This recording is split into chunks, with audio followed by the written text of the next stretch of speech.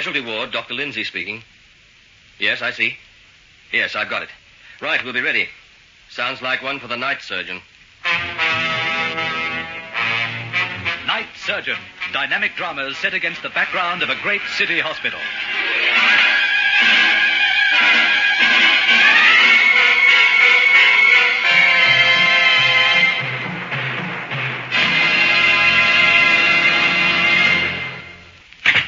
Well, this is it. Do you like it? Yes. Yes, it looks a very comfortable apartment, Dick. Oh, for a bachelor it is. It lacks the touch of a woman's hand, of course. But, and darling, you'll be able to help me there, won't you? Dick, I should be getting home. I've only just arrived. What's the matter? I don't know. Suddenly it just seems sort of cheap or something. Cheap? You couldn't call this apartment cheap, Anne. It costs a fortune. You know I don't. Look, I thought we'd settled all that. You agreed you don't owe Noel anything? Nevertheless, I am his wife. Oh, yes, the wife of the great Noel Warren, captain of industry. So what? He treats you like something a cat dragged in, and yet you feel you owe him some kind of loyalty. I didn't say that. I know you didn't say it. Because we talked it all over, and you don't want to go back on your word. But you still can't help feeling a kind of loyalty, now can you? No, it isn't like that at all. It's just that, well, like this sneaking up to your apartment. We came up just to have a drink. Now, what's wrong with that? Dick, don't make fun of me. I'm not. I said a drink. I meant it. Well, now, what would you like? Scotch? Oh, yes, all right. Anything. No, it's funny. I never thought you'd turn out to be such a Puritan. Neither did I. At least I suppose I didn't expect to feel the way I do. Which is? Dick, you say you love me. If that's so, how can you really be satisfied with... Well, darling, I wouldn't say I'm exactly satisfied with it, but if you're a man and in love with a woman, you'd understand just how urgent the feeling can be. I don't understand you men at all. I don't see how love can be associated with some hole-in-the-corner existence. You say now I would never give you your freedom. Well, what else is there for us, then? Here, come on. Drink this. You'll feel better. Thanks. I don't quite know how to put it to you, Dick, but I'm not sure that... Well, not sure of what? That I want my freedom. From Noel, I mean. Oh. That is what you really want? What the devil? There must be someone in the bedroom. How the devil could that be? Dick, be careful. Are you there? What are you doing here? Hey, come back, you found old Dick! Now he got away. Who did? Well, a burglar, I'd say. We must have disturbed him when we arrived. He was hiding in the bedroom. But how did he get away? This is the first floor. He jumped from the balcony. I had a grab at him and missed. Well, no good going after the blighter. He disappeared into the shadows. Seemed to have hurt himself, though. Limping badly. This is already a cripple. I got such a fright when he made that noise. Dick. I just thought that he must have heard us talking. What of it? Well, you mentioned my name, Noel's name. Noel is very well known in this town. He forgot about that I'd been here in your apartment. What are you talking about? Do you imagine that some rotten burglar's going to be in a position to spread gossip about you? For heaven's sake, the man will have enough on his mind just escaping from here. After all, it's not as though it was one of our crowd in that room. Oh, no, I suppose it's all right, but Come on, darling. Get rid of that drink and I'll take you home. It's pretty obvious that you're not in the mood for any more excitement tonight.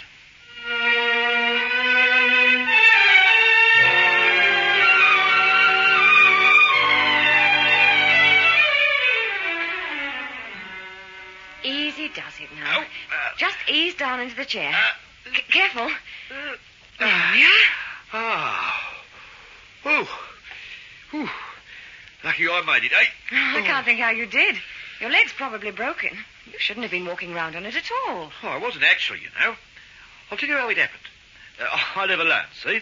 And I was inside the house, minding my own business, and all of a sudden I hear this meowing outside. Meowing? You mean a cat? That's right, a cat. Caught in the barbed wire on the top of my garden wall, see? And my place is rather old-fashioned-like, has a big wall round it, 12 feet high it is, with barbed wire on top. I see. Well, I couldn't stand the yowling and meowing of this cat, see? So I got my ladder and I went out on the footpath to get it down. I had to go outside, couldn't get at it from inside. So you climbed the ladder and fell off. Got the cat loose all right, and it scratched me. That's gratitude, that is. And I fell. Tried to get up and just managed it. I was feeling pretty poorly by that time, I can tell you. I'll bet you were. Anyway, along came this empty taxi cab, see? So I yelled out, and he came over and gave me a hand, and that's how I got into the hospital. Well, you were certainly lucky that What's this, nurse? A new case? Yes, Doctor. This is Mr. Fisher. Probable fracture of the leg. He fell off a ladder. I see. Well, let's have that trouser leg off. Mind if we cut it off, Mr. Fisher? It's badly torn anyway. Ah, you go ahead, Doctor. What's a trouser leg between friends, eh? Ow! Ooh, it's mighty sore now. Well, I'll give you something for the pain in a minute. I want to see the leg first. It's okay. I can take it, as the saying is.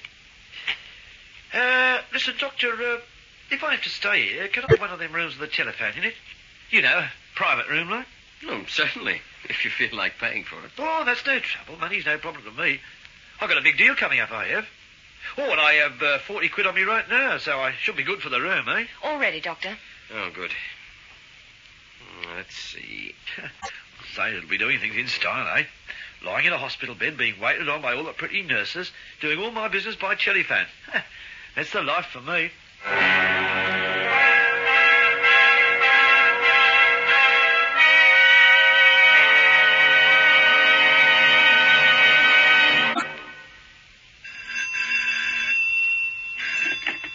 Hello? Is that Mrs. Warren? Mrs. Noel Warren? Speaking. Ah, I'm glad I caught you at home this morning, Mrs. Warren. Who is this? Well, it's a friend, eh? A friend who'd like to do you a good turn. Look, if you won't tell me who you are, I'm afraid I shall have to hang up. Oh, don't do that, Mrs. Warren. If you do, I'll have to ring your husband up at his office.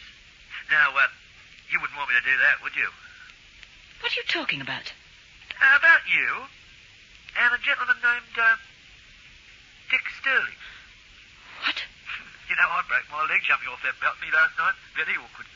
And I made it worse by trying to walk on it. I'll be in hospital for several days, they tell me. Very awkward indeed. You're the man who... I won't discuss it over the telephone, if you don't mind, Mrs. Warren. Private business, as you might say. Very expensive business. Should be worth every bit of, 5,000 quid, I should say, wouldn't you? I don't understand. Oh, yes, you do. Now, you may think I'm a bit of a talker the way I'm going on over the telephone, but I can tell you I know how to shut up when it's worth my while. I mean, there are some chaps who'd be ringing your husband right away. No, don't do that. Oh, I'm glad you're hearing me loud and clear, as the saying is, Mrs. Warren. We understand each other. Look, if you would promise... Now, don't get in a panic. I'll tell you what to do. You come and see me at the hospital. But I'll be busy all day. Oh, tonight, then. You do have quite a bit of spare time at night, don't you, Mrs. Warren? You come and see me tonight. Central Hospital. Fisher's the name. Oh, and don't come empty-handed, will you? But I don't know that I'll be able to raise You it. just do like I say, Mrs. Warren, and everything will be all right, see? Tonight, then. We'll have a nice long chat. In private.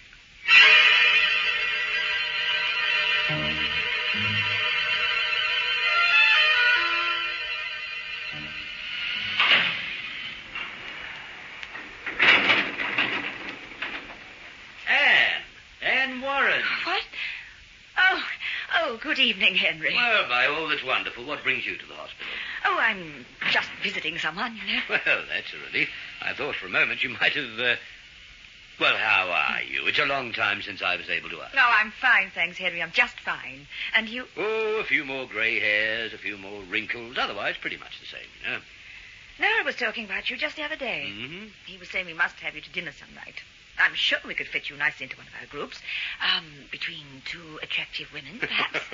Oh, poor old Noel, still trying to marry me off, eh? Yes, what little plot won't work, and you can tell him. I did try to explain that. As you're on night duty, dinner party's out. Yes, that's true. But you know my husband as well as I do. He's a bad listener. Always making arrangements and giving instructions, but he never listens to anybody. Oh, you're so right. Well, it's delightful to see you again anyway, Anne. Perhaps if you like to change that dinner party to a luncheon, I might get around to accepting. I'll keep that in mind. Good. Well, I must run along. I'm on my way to the theatre for an op. You're visiting someone, you said. Anyone I know? No, I shouldn't think so. A man named Fisher. Fisher? Fisher? Oh, yes, he came in with a broken leg. Said he fell... Oh, but wait on. He can't be the one you're looking for, though. Why? Well, he'd hardly fit into one of your groups, as you call them. Oh, Yes, I see what you mean. Well, no, he's not exactly a friend. He's a one-time employee. Oh. He used to be my mother's gardener before I was married. He was with us for years. He retired, but he's kept in touch since then. Well, lucky man. Lucky? Well, to retire so young, he wouldn't be more than 45. Well, I mean, he retired from gardening. I believe he has a small business or something. He was very good to Mother, so when I heard he was in hospital... Well, bad news travels fast, it seems. I must leave you, Anne. Excuse me for dashing off. Let me know about the luncheon. Yes, I will, Henry.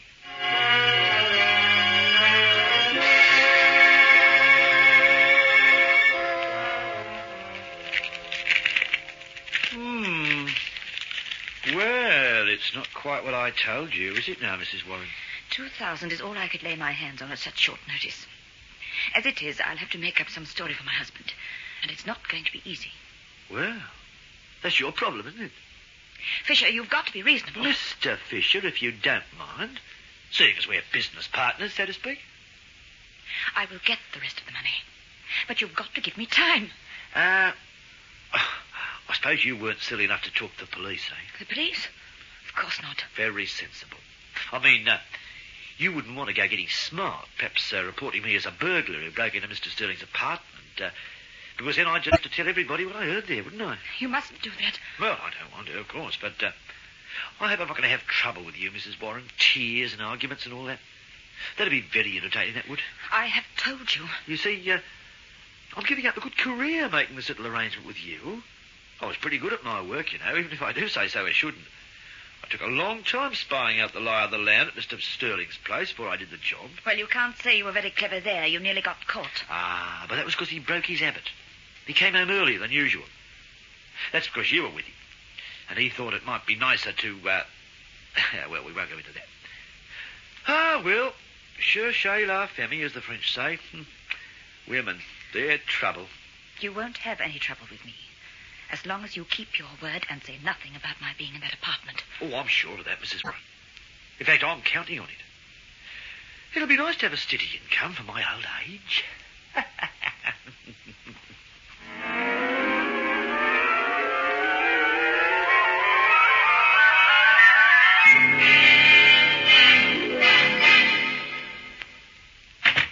Good evening, Mr. Fisher.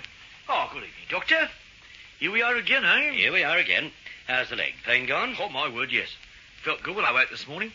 And no trouble since. No trouble at all. Good. Well, we'll have you up and managing to get about in a day or two. Have to keep the plaster on, of course. Oh, I expect I will. That's understandable. I believe you had a visitor this evening. Visitor? Yes, Mrs. Warren. You know her? Oh, yes. Practically everybody in town knows the Noel Warrens, of course. I suppose so, but you don't know her real well, eh? Not particularly well, no. Not as well as you do, I imagine. Me? Yes. After all, she visits you. That must mean that... Well, no. Matter of fact, I met her only last night, you know. Last night?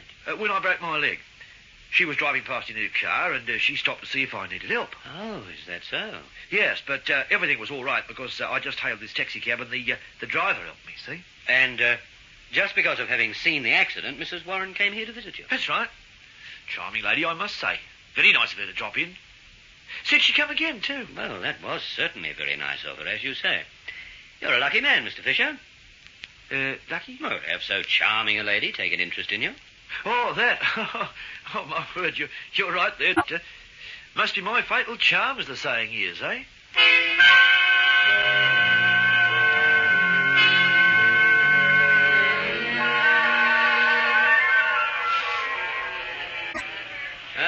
Might have known this is where I'd find you, Bud. Oh, hi, Doc. Take a pew. Why would Anne Warren be visiting a stupid creep like Fisher? I don't know.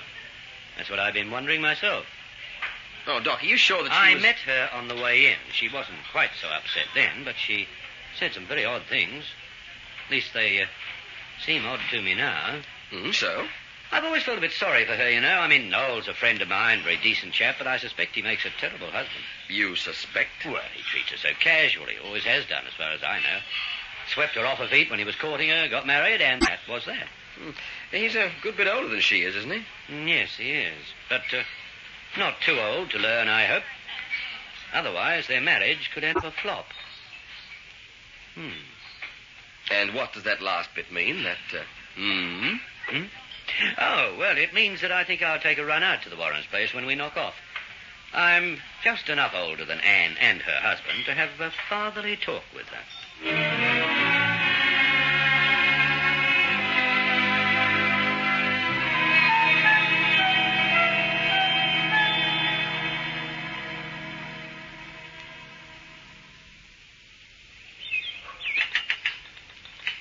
There we are, Henry. Made with my own fair hands, just for you. I'm sure it'll be the best coffee I ever tasted. Black or white? No, on a lovely day like this, I'm going to ask for cream. I think I see cream, don't I? You do? Cream it is, then. And to what, said she demurely, do I owe the pleasure of this visit? To get straight to the point, you're going to see Fisher. I'm sorry I've made you spill it. Here, let me. No, it doesn't matter. Just leave it. I have spare cups here. You're upset? No. I'm perfectly all right. Better put down the coffee pot, Anne. I fear we're not going to enjoy coffee right now anyway. That's better. Henry, just what is this? I don't see that you have the right Perhaps I don't. But I've known you and Noel for some years now, and I'm rather fond of you both. Well, that sounds very nice, I'm sure. Do you feel like telling me why you went to see Fisher? I did tell you. He was my mother's gardener. Was he? Odd that he doesn't remember it. Doesn't remember? No. He said he never met you before he had the accident. Oh. And perhaps you should have warned him about the story you gave me. Well? Henry, please. I can't explain it. Don't ask me. Would you rather I asked Noel? No. No, I thought not. Is this man Fisher blackmailing you, Anne? Why, how could you possibly know that? Just a shrewd guess, actually. There could have been other explanations, but then I heard you were upset when you left the hospital, and you told me such a bald lie about knowing the man. Henry, I've been nearly out of my mind with worry. I didn't know what to do. But Noel must never know. Look, if you have any friendship for me at all, you mustn't tell him. What's the basis of this blackmail? I can't tell you. I'm sorry, my dear, but you're going to have to. All right. Fisher is a burglar. It was my bad luck that he broke into a man's apartment the night I went there. He overheard us talking. Names were mentioned. He broke his leg escaping from the apartment. Dick tried to catch him. Dick? Dick Sterling. I don't think you know him. And I won't be seeing him anymore anyway. And it wasn't very serious? It wasn't serious at all, not really. Oh, I had some sort of a crush on Dick. I was lonely. Well, you know how Noel is. His wife is almost certain to be lonely. And the temptation to look elsewhere for affection is... But you didn't love this man? No. That night, there was nothing to it. We just had a drink and then he drove me home. I'd never done anything like that before. I never will again. You know what you're going to have to do, don't you? Do? I don't... You asked me not to tell Noel. But you're going to have to tell him.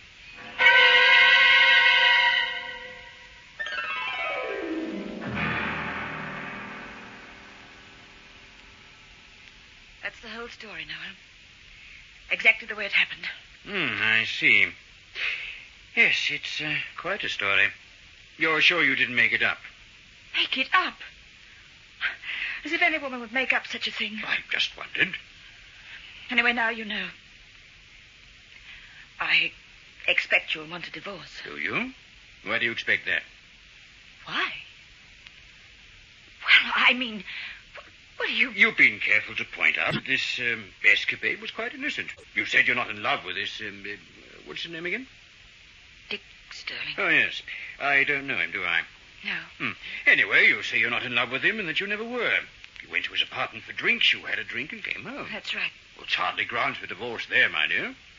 Not if you believe me. No. Then why shouldn't I believe you? I don't know. I just thought that, well, most husbands would suspect that there was more to it than that. I'm not most husbands. Mind you, I don't mind saying that I find this blackmail story a bit much. It's true. Every word of it. This man, Fisher, he's in the hospital right now. Yes, you told me. He was there. He heard us talking. Your name was mentioned. Well, as I say, I believe you, Anne.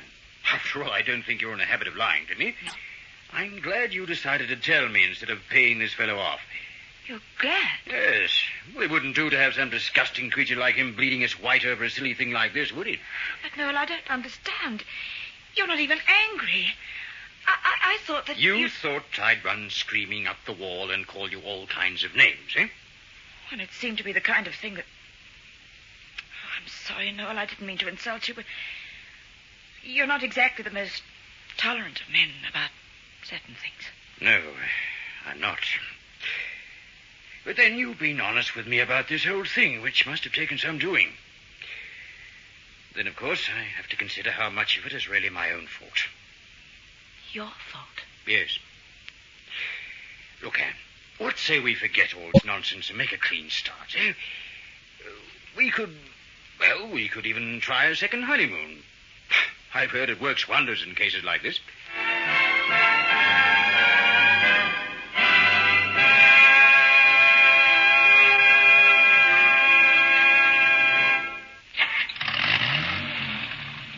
Say, how are the Warrens managing, I wonder? Very well. Perhaps they'll manage even better than before. Oh, you think so? I do.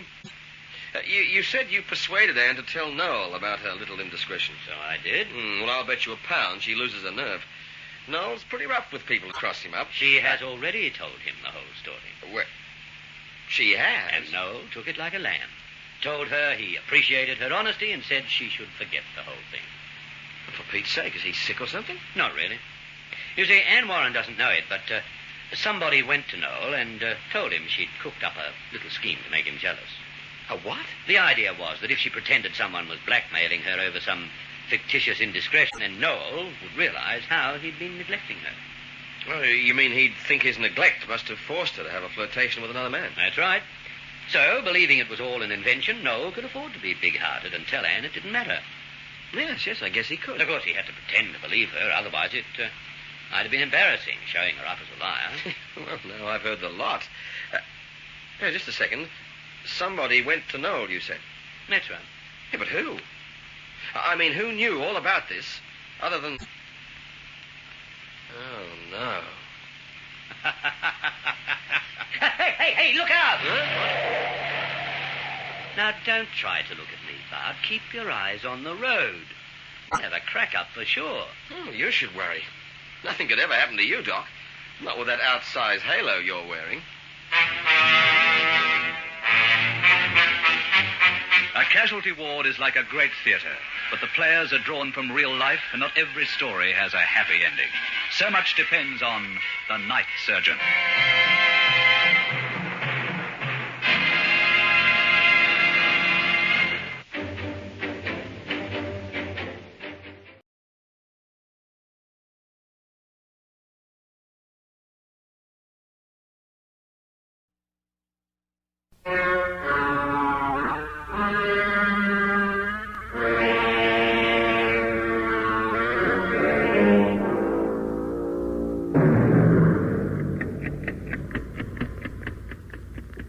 Time, the silent herald of life and death, success or failure, the unseen force that measures man's destiny, reaching its most fateful moment as it slowly strikes the 11th hour.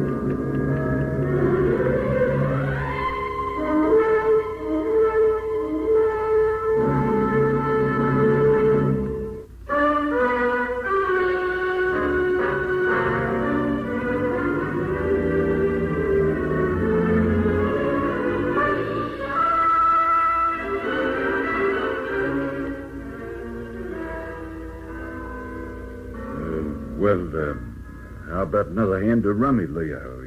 It'll pass the time. Time? You don't think I've got much time left, do you, Warder? You think that in a few hours' time I'm going to take that last walk? Isn't that right? Well, now, Leo... But you're all wrong. No, you're not going to hang Leo Gorman in the morning. Look, why don't you stop fooling yourself, Leo? I'm sure it'd help if you just resigned yourself to the situation. They're not going to hang me. My brother will get me out of this. Leo, you killed a policeman. There's no power on earth that'll save you from the gallows. Now let me call the priest and you'll find... No. George won't let him hang me. He'll find a way. Clever fellow, George. He's got all the brains of the family. George will get me out of here. What's the time? 2 minutes past 10. 9 hours to go, eh? Well, that's plenty of time. George will think of something, you'll see. What about that game of cards? Okay. Deal 'em up.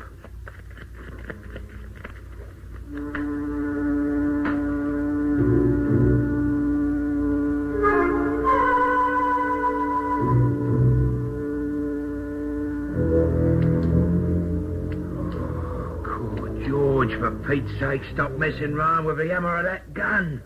Click, clack, all the time. Drive anyone crazy. A bit on edge, Will. Oh, this is the craziest scheme you ever cooked up, George. It'll never work, never in a million years. Now, listen to me, Will. They got my kid brother locked in a cell. In less than 9 hours' time, they're going to take him away to be hanged. At least that's what they think they're going to do. But I'm going to get Leo out of that place. And believe me, they're going to be glad to let him go. See any sign of that truck yet? No, the road's still clear. Yeah, maybe they're not coming. Maybe you made a mistake about the delivery day. Well, why would they want to deliver the stuff in the middle of the night? They work 24 hours a day at the atomic plant, that's why. Yeah? Well, I don't like messing around with that stuff anyway. It's in a special canister. It's perfectly harmless. Unless you take it out of the lead container. Oh, you're not going to get away with it, George. I've got a feeling that this whole scheme's going to blow up in our faces. It's got to work. You're not going to hang my kid brother, Will. I've always looked after him ever since the old folks died. Yes, I know. I've always taken care of him, always. He's dependent on me now. Will, I'll tell you why this scheme of mine's going to work. I'll tell you why. Because we're dealing with fear, Will. Fear. Got a nice ring to it, that word, hasn't it?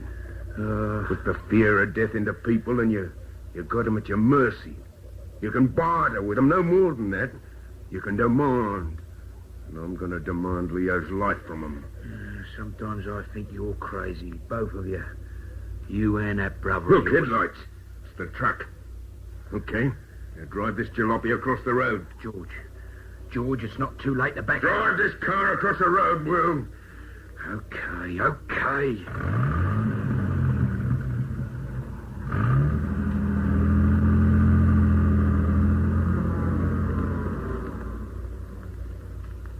All right, let's get out and take up our positions.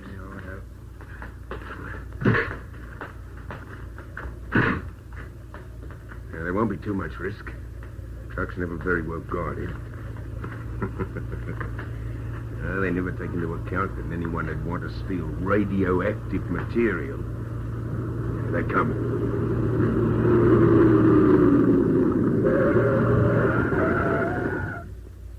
Hey, anyone there? Get that car off the road. Look, driver, I'm in a spot of trouble here. Went into a skid across the road and now the engine's stalled. I can't get it moving again. Well, I can't leave this truck. Maybe I can work my way around you. Anyway, I'll try to get help for you from Bixton. You put your hand on that gear lever, driver. It's the last thing you'll ever do. I had it snowed up. What? Hold it, Harry. I got you well and truly covered. You're not going to get away with this. Do you know what we're carrying? Sure I do. You're carrying some radioactive material from the atomic pile to the research center, and I want that stuff. But it's no use to you. You can't sell it. Can't I? Might interest you to know I'm going to use it to buy a man's life. Oh, come on, hurry it up, George. Come on, now, get out of there. Open the back of this truck. Don't do it, Len. If he doesn't, he's going to end up very dead. Then look at that. Len. Now, shut him up, Will. Sorry to have to do this, mate. Why, you rotten...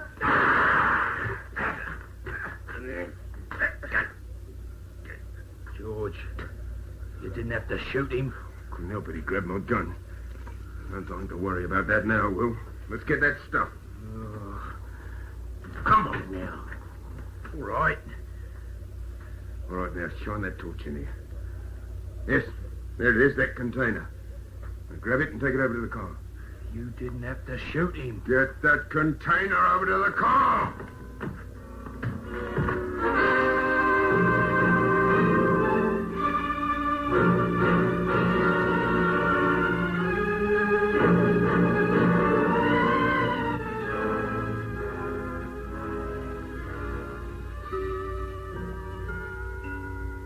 No, Inspector, it's no use my going to bed. I never sleep on the eve of an execution. Well, Governor, this is one time you need feel no sympathy for the condemned man. He's a vicious killer. If anyone deserves to die, he does. You feel very strongly about this, don't you, Inspector? He shot down a policeman in cold blood. Not only a policeman, but a personal friend of yours. Sergeant Denton and I joined the force on the same day. He's a good officer. Fine officer. Better than most. Well, you've avenged him. You tracked down his killer, and in less than 9 hours, Leo Gorman will pay the supreme penalty. Your job's finished, Inspector. Why don't you go home? I'll go home, sir, when the clock is finished striking the hour of 7 tomorrow morning. As you wish. Excuse me a moment. There's always a lot of things to attend to this time. Hello, this is Governor speaking. Governor, this is George Gorman here. Pick up that extension, Inspector. Right. Leo's brother's on the line. Yes, Gorman, I'm listening. Yeah, well, don't miss a single word of what I'm going to say. Leo's not going to hang you here. There's nothing that can stop the execution, Gorman. Oh, yes, there is, Governor. Just a little while ago, I hijacked a truck on the Bexton Road. It was a very special sort of truck. You see, it was carrying some radioactive material to the research station. Gorman. Now, I got that stuff now, Governor. Unless you release Leo before 7, I'm going to take it out of the lead container, and I'm going to dump the stuff somewhere where they'll never suspect it's hidden. And all the people passing are going to be subject to radioactive rays. Do I make myself clear? Gorman, listen. Now, you listen. So I'm going to hide it in some public place. A place where 1,000 people a day pass close by. And every one of those people will get a dose of the rays. And it'll take months to find out where it is. Now, you better think it over, Governor. I'll ring you back in a little while. Gorman. Gorman. You got it all, Inspector? Yep, every word. What do we do? Hopeless to try and trace the call. Public phone box. The first thing to do is to check whether or not Gorman's bluffing. I don't think he is. It's just the sort of audacious trick he'd pull. The brothers are very close. Leo's going to die, Governor. Leo's got to die. Now, you'll better keep this line to you open. In the meantime, I've got some phone calls to make.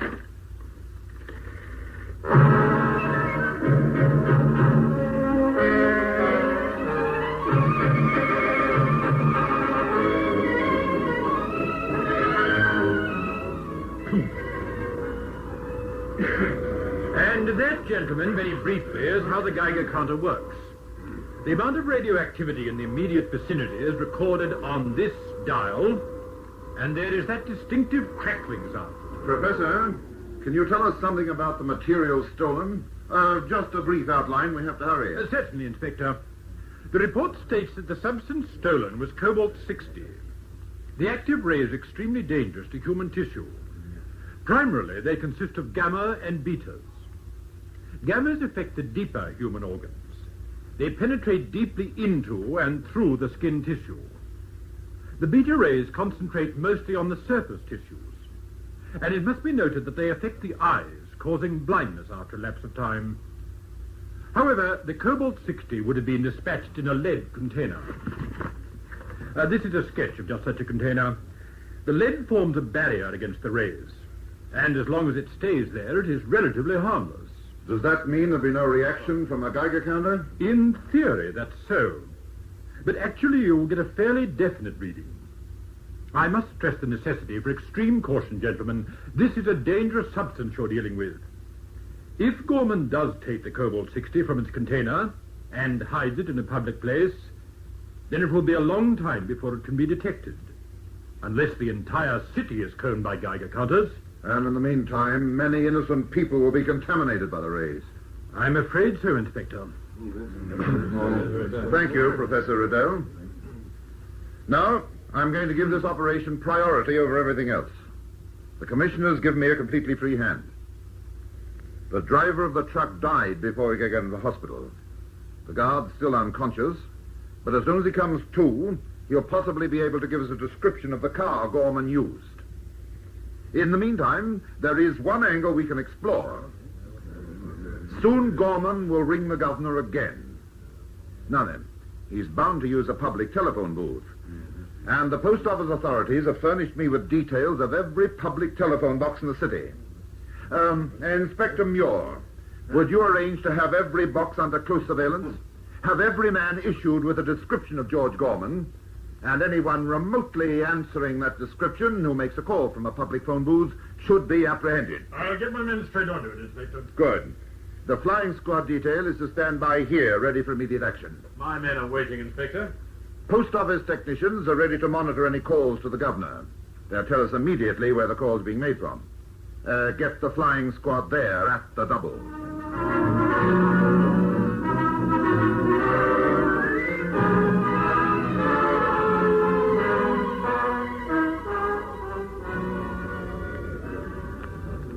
Here's your phone. Go ahead and help yourself. Thanks. Come on, Will. I don't see why you couldn't have used a public box. I think we should keep out of sight. Now, the trouble with you, Will, is that you don't use the brains you were born with. Yes, I know. The police will have thought that we were going to use a public booth. And I'll guarantee they've got men stationed at every single one. They can't cover every cafe that happens to have a phone box, can they? You got through it? Yeah.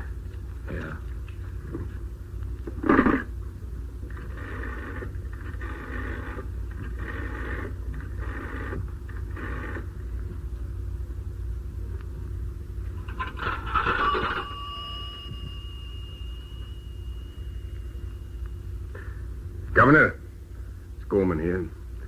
Now, I'm not a fool, Governor, and I know that you've got the line tapped, so I want your answer quickly, you understand? What's going to happen to Leo, huh? What are you going to do, Governor?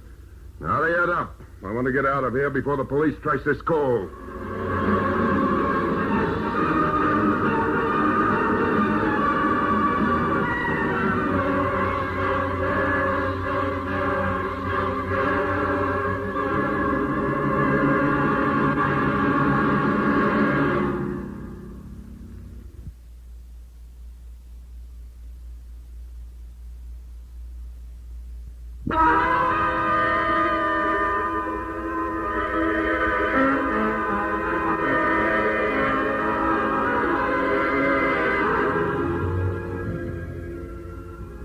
Talking, Governor. Now, listen to me, Gorman.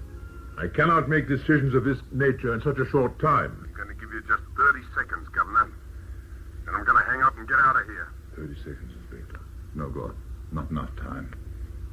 Come on, Governor. What's the answer? Gorman. Keep him talking. Gorman, for a stay of execution, I have to contact the Home Secretary. I want Leo released. Otherwise, a lot of innocent people are going to get hurt. Now, what's your answer, Governor? Can't you ring me back later? 5, 4, 3... Gorman, listen. 2, 1. All right, that's it. Governor, your conscience is going to trouble you for the rest of your life. Gorman. Gorman! He rang off, Inspector. Did you trace that call? Just a minute, Inspector. I haven't got time to spare. Brabant's Roadside Cafe, Templeton Road, Harley. A cafe? He didn't use a phone booth. Ring that address straight through to the flying squad. Have them cordon off the district. Right away, Inspector. I'll never get there in time. Gorman would have left that place smart. He'll be miles away by the time Favisham's men get there. Flying squad's on its way, Inspector. Good. He might ring again. No. No, he wouldn't risk it. The only way we'd call him off now would be to release Leo, make it known that we've done it. By George, we're not going to do that. He's going to put the cobalt in some public place, take it from its container, and... Inspector, he'll expose himself to the radiation. It'll be as though he commits suicide. He's a dead man already, Governor. Because I'm not going to rest until I have George Gorman in a condemned cell. Governor here. The inspector there, sir. Oh, it's for you, Inspector. Hello? Inspector, this is Grayson here at the hospital. The guard just came to. What did you get from him? There were 2 men involved, sir. From the description, it sounds as though the other fellow was Willis. He works in with Gorman sometimes. Yeah. Anything else? A dark green sedan parked across the street formed a barrier. What's its number? Well, he wasn't able to get it, Inspector. He said it was a fairly new sedan, though, maybe 2 or 3 years old. It would be. I'll stand by in case anything else comes through, sir. Yes, all right.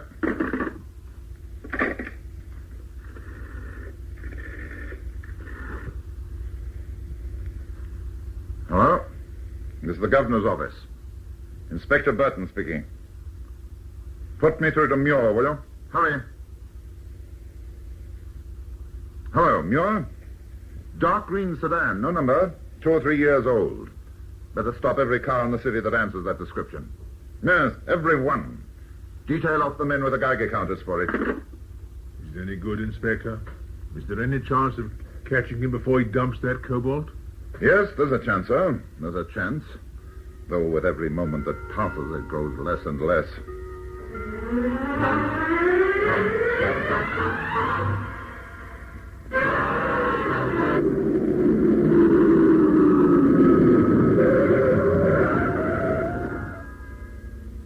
We've got to ditch this car, Will.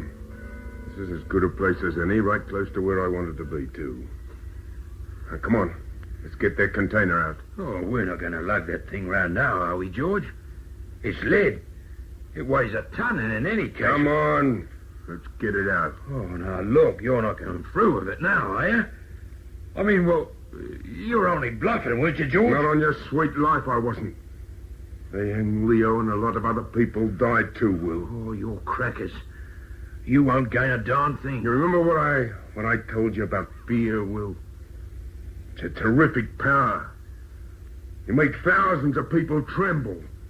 You send a whole city into panic. George, I'm tied in with one murder already. But I'm not going to have anything to do with wholesale slaughter. Let's ditch the car and the container and light out. Well, you make one false move and I'll kill you. You understand that, Will? I'll shoot you down where you stand. Now, let's get that container out of the back.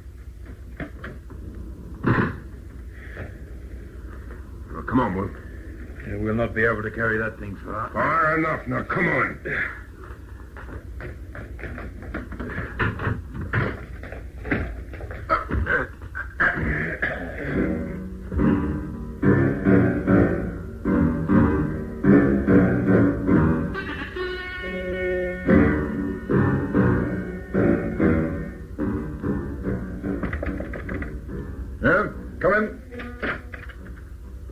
Sergeant. One of Inspector Muir's men reports finding an abandoned green sedan, sir. They went over it with the Geiger counter, and there was a very definite register. This is it. Get me a map of the city. Over there. Hurry. This one, sir? Yeah, that's it. Now, whereabouts did they find the car? Steerforth Street, sir. Just about there. Fairly suburb, eh? News, Inspector? All right, Sergeant. Have all units standing by. Very good, sir. Fairly suburb. News, Inspector? Yes, they found the car. Steerforth Street, Fairly. That means they've only ditched their car, surely. Yes, Governor. And until such time as we receive a stolen car signal, they'll be on foot. They're carrying a lead container. It'll be darn heavy. I doubt they want to lug it very far. So? It's my guess that Gorman's going to hide the cobalt very close to Steerforth Street. He's probably carrying it to the place he's chosen right at this very moment. Then the thing to do is to find a fairly public place in Fairleigh, a logical place for him to hide the cobalt. There must be hundreds of places like that. Fairleigh's a pretty big suburb. Yeah, let's have a look at the map. Well, then that is somewhere that's deserted right now. That rules out the railway station. And phone booths. He knows we're watching them, evidently. Now, steer clear of them. The public library's out, so the other public buildings are all locked up. I suppose he could be thinking about forcing his way into... Wait a minute. What's this? Fairley Sports Ground. Well, he can't get inside there. The turnstiles will be locked. The turnstiles? You could slip a capsule of cobalt somewhere around a turnstile easy enough. And hundreds of people pass through a turnstile. Yes, that'll be it. Get me Muir. Hurry. Hello, Muir. Now listen carefully and act on this immediately. Call all units, have them converge on Fairley Sports Ground. Now, this is something of a long shot, but it's a logical one. No sirens to be used. We don't want them to fly the coop if they're there. It's our guess that they'll be at one of the turnstiles. Yeah, turnstiles. Now, one other thing, Muir. Who's the best pistol shot in the force? Who? Oh, Constable Duncan. Yes, okay. Get him there together with a large caliber target pistol. It's all right. Now, get moving. I'll follow on in my own car. Best pistol shot? Target pistol? Yes, I've got a feeling you're going to have to use Constable Duncan's skill before the night's out, Governor. I'll keep in touch.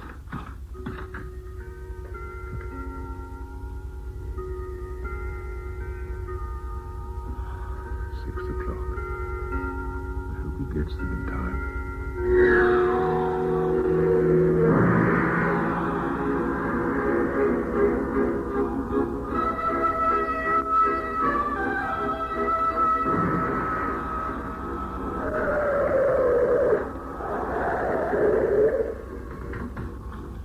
Sergeant.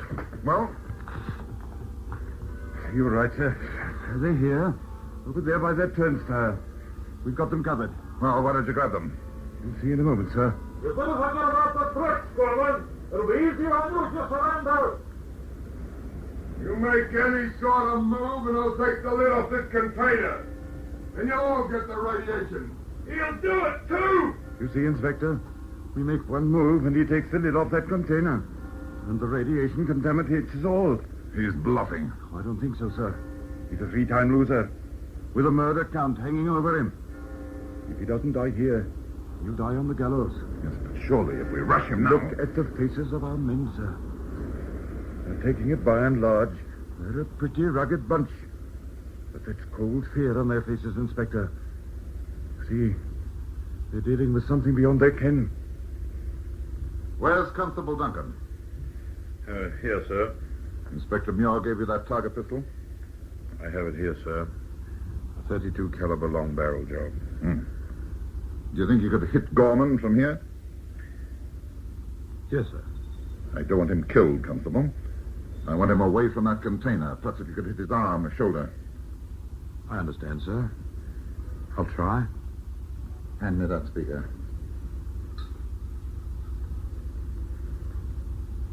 Gorman, listen to me. You don't have a chance. It's best that you surrender now. No, you have a chance. Don't you know that? Well, if I lift the lid of this container, you have my brother released and let me go free and I shan't open it. Understand? All right, Duncan. I warned him. I can do no more. But whatever you do, don't miss. There's more at stake than a medallion this time.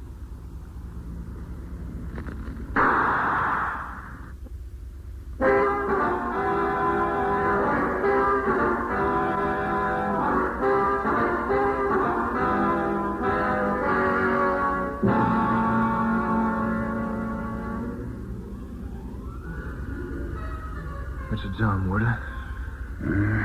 Won't be long now, Leo. You're kidding. There isn't going to be an execution. George will get me out of this. You can't give a bloke like George down. Got all his buttons on, old George. Want a cigarette? So what if I do? So, nice brand. Anything else you want, Leo? What's the time? We should hear something soon. Leo, you might as well face it, son. There'll be no reprieve. So you know George will give me a...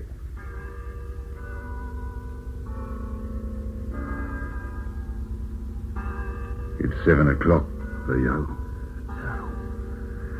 No, he can't be. George will give me out of this.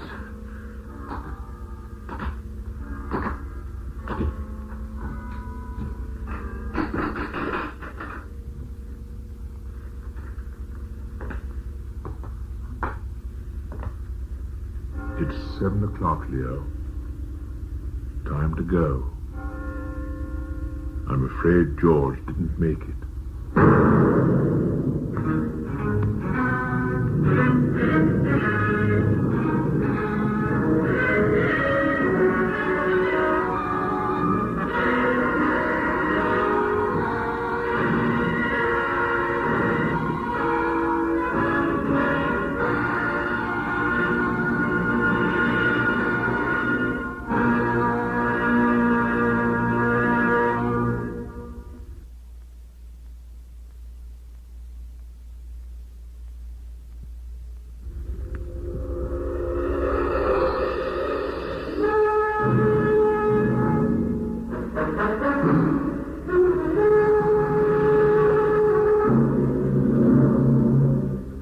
Be listening for another mounting drama of action and suspense when we again bring you The 11th Hour.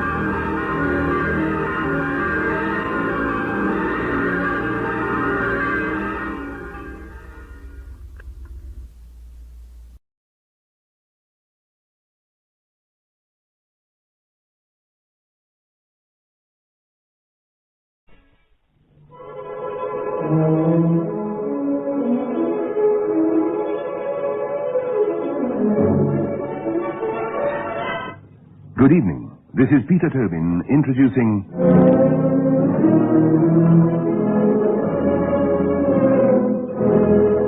Lux Radio Theatre.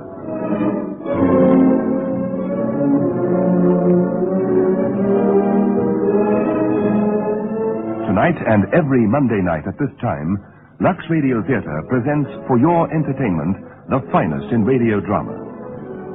Tonight we bring you the explosive drama Portrait in Black by Gough and Roberts.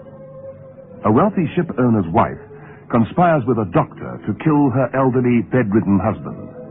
His death is put down to natural causes, but the security of the guilty pair is shattered when an anonymous letter arrives advising that their crime is known.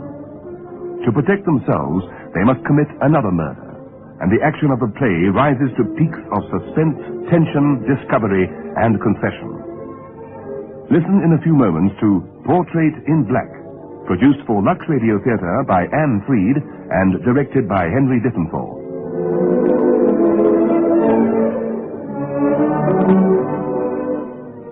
And now Act One of tonight's Lux Radio Theatre presentation, Portrait in Black.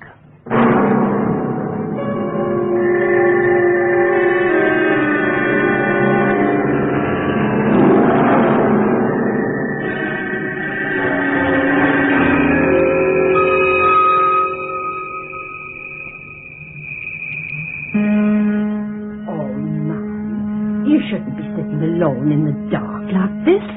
Let me pull these curtains. That's it. Thank you, Gracie. I put the afternoon mail on the table by the telephone. There's lots of it. Mr. Talbot certainly knew people all over the world, didn't he? Letters from London, Honolulu, even Australia. And just wait until Peter sees all those stamps. Him and his precious airmails. Where is Peter? Next door. It's good he's got his little friend to play with. Yes. This is a house of death, isn't it? Oh, come, ma'am. One's never allowed to forget. The telephone, letters, people calling. Well, they're sad at the master's passing. It was a ghastly shock to so many. Yes. Yes, of course. A ghastly shock. Oh, here's Miss Winifred. I'll go to the kitchen and see if I can organize cook about dinner. She's just gone to pieces. Hello, Winifred. Was there any afternoon mail? Yes, it's by the telephone. Aren't you going to read yours? In a little while. I think they're mostly sympathy letters. And don't you need sympathy? What do you mean by that, Winifred? I shouldn't have said it. Forgive me, Jarlath. We haven't progressed very far in 10 years, have we? Now that Matthew's gone, there are lots of things we'll have to work out together, and... Winifred, do you remember when I first came here, what wonderful friends we were going to be? You don't know how the thought of being a stepmother terrified me. I really did want you to love me. I thought I was succeeding, too, but you started putting a wall between us. You still do. I'm sorry. Perhaps if you went away for a week or two and came back rested and happier, we could make a completely fresh start. Oh, I'd rather not go away just now, Tarnis. Oh. I have a reason for staying. Blake Ritchie? What if it were? Winifred. His union at this minute is fighting the Talbot shipping line which your father founded. I don't want to interfere with your life, but people are bound to talk. I won't embarrass the family, Tarnis. That's what you mean. I was only trying to help. Mr. Marlowe's waiting to see you, ma'am. Oh, not that man. Please, Winifred, don't make difficulties. Show Mr. Marlowe in, Gracie. Very well, Mrs. Talbot. Will you come through, sir? Oh, thank you. Oh, hello, Tarnis, Winifred. Well, it's business, I'm afraid. A briefcase full of documents to be signed. Not today, I hope. Well, tomorrow, at the latest. They're important. The strikers are on the rampage down at the docks. Has anyone thought of giving them what they want? Woman talk. You just leave those decisions to me and the other directors. Oh, the line can afford it, goodness knows. You're out of your depth, Winifred. Blake Ritchie, the roughneck labour organiser. Well, he has been decent enough to come to the funeral. That's what I mean about women. Don't you know why Ritchie was there? To watch the Talbot shipping line being lowered into its grave. That's just what I expected you to say. Winifred, please. Well, I didn't know I was stirring up a hornet's nest. Why shouldn't he have been there? Chiefly, Winifred, because 1 hour before Mr. Ritchie bowed his head so piously over your father's coffin, the Union was threatening to tie up the entire Pacific coast. Ritchie was like a bird of prey. He should have been circling overhead, not standing beside us. I think that's horrible. Well, I didn't know Winifred had such violent political convictions. Not political, Rupert. Emotional. She's in love with the man. Well, how long's that been going on? Long enough to make her very jittery. I'm going to ask Dr. Graham to speak to her tonight. Graham? Coming here? Yes, we're expecting him for dinner. Winifred takes a lot of notice of what he says. Will you leave the papers with me, please, Rupert? Oh, certainly. I've been wondering why Graham wasn't at the funeral. As Matthew's doctor, he could have made the effort, don't you think? A sort of last call? No, I expect he's been very busy at the hospital. Did he say anything about that job in Brazil? Kessler told me about it yesterday, head of a new government research laboratory. I haven't spoken to Dr. Graham since the night Matthew died. He'll be an awful chump if he doesn't go. It's quite a proposition, I hear. You don't like Dr. Graham, do you? Why, I like practically everybody, Tarnis. It's just that I hate the smell of ether. Oh, there you are. All the papers I need signed. Louder tonight. Oh, the house is quiet. Perhaps that's why. Besides, you've got a lot on your mind. How does it feel, Tarnis? I mean, how does it feel after 10 years to find yourself free? I was wondering if you'd be blunt enough to ask. Why pretend? There's no need for deception between us, surely. I'd rather not discuss my new freedom. I was going to pay you a compliment, Tarnis. This has never been a happy house for you. It's been more like a prison. Yet I've watched you behaving admirably for 10 years. No more protest than an occasional sadness in your eyes. Naturally, I assume that in your grief there might also be a sense of escape. Will you send for the papers tomorrow, Rupert? Yes, of course. But that brings up the fact that Matthew didn't leave you free at all. There's the burdensome heritage of 103 ships and a worldwide organization known as the Talbot Line. And just now it's facing some very ticklish problems. Well, surely that's a matter for you and the other directors. It could be a matter for just you and me. Why? Can't they be trusted? You could find yourself outmaneuvered. It's your job to see that I'm not. I was hoping you'd allow me to extend my sphere of protection beyond the office. Now you're circling overhead. Come down to earth, Rupert. I was thinking of marriage, Tarnis. Not right away, of course, perhaps not for a year. I have the feeling the whole proposition is in your briefcase this minute, neatly typed on legal stationery. Or is it among these, awaiting my signature? I'm still in love with you, as you probably know. Thank you for mentioning love. It's not a new word between us. It's an old and forgotten word. Have I changed so much? Don't you remember the days when most of my salary went for camellias? Yes. And I remember the excuses you made not to see me when I needed you most. I told you a long time ago I was merely being practical. And condemning me to 10 years in this prison, as you call it. Would you think it's been easy for me? Why do you suppose I've never married? Because you're vain, Rupert. You're so vain, you wouldn't sacrifice any part of yourself to another human being.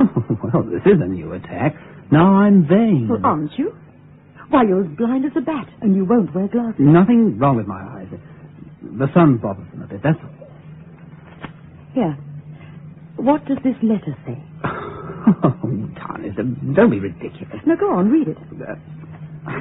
Mrs. Matthew Talbot, 19 25th Avenue. Very good, Rupert. Except that it says Mrs. Tarnis Talbot. Well, I hardly glanced at it. As a lawyer, I should have known better than to jump to conclusions. Rupert, you're magnificent. You haven't given me an answer yet. I haven't made it clear. I will, then. No. I warn you, Tarnis. Somehow I'll get you.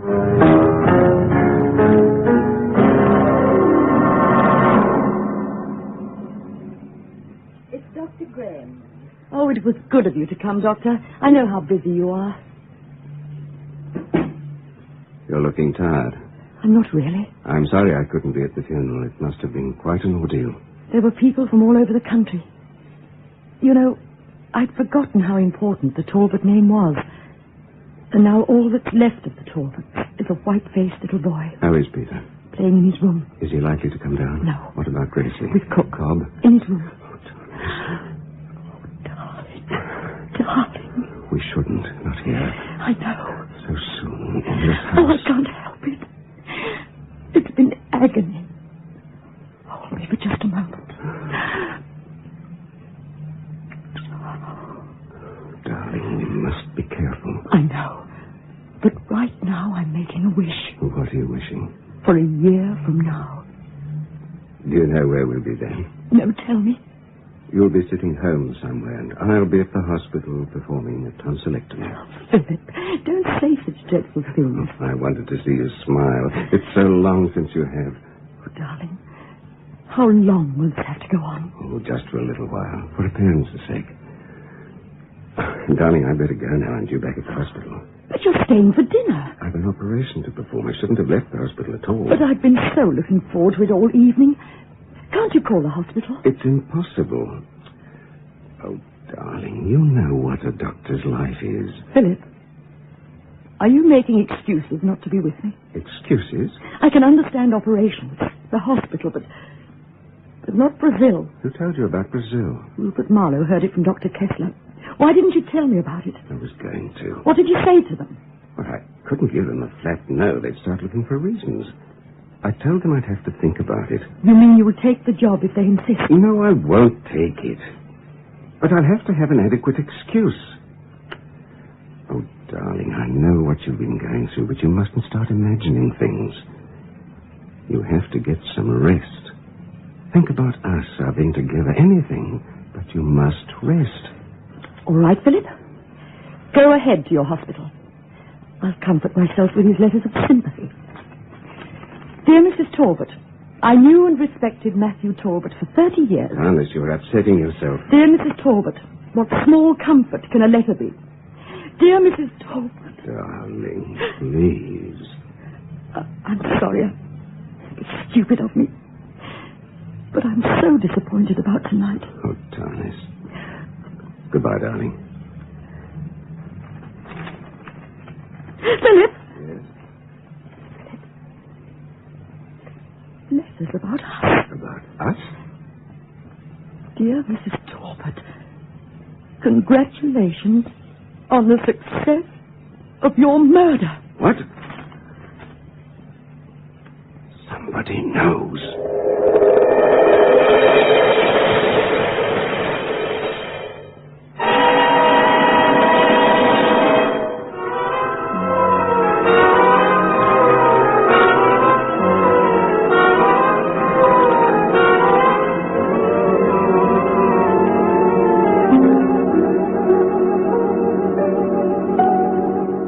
Excuse me, ma'am. It's Dr. Gray. Oh, thank you, Gracie.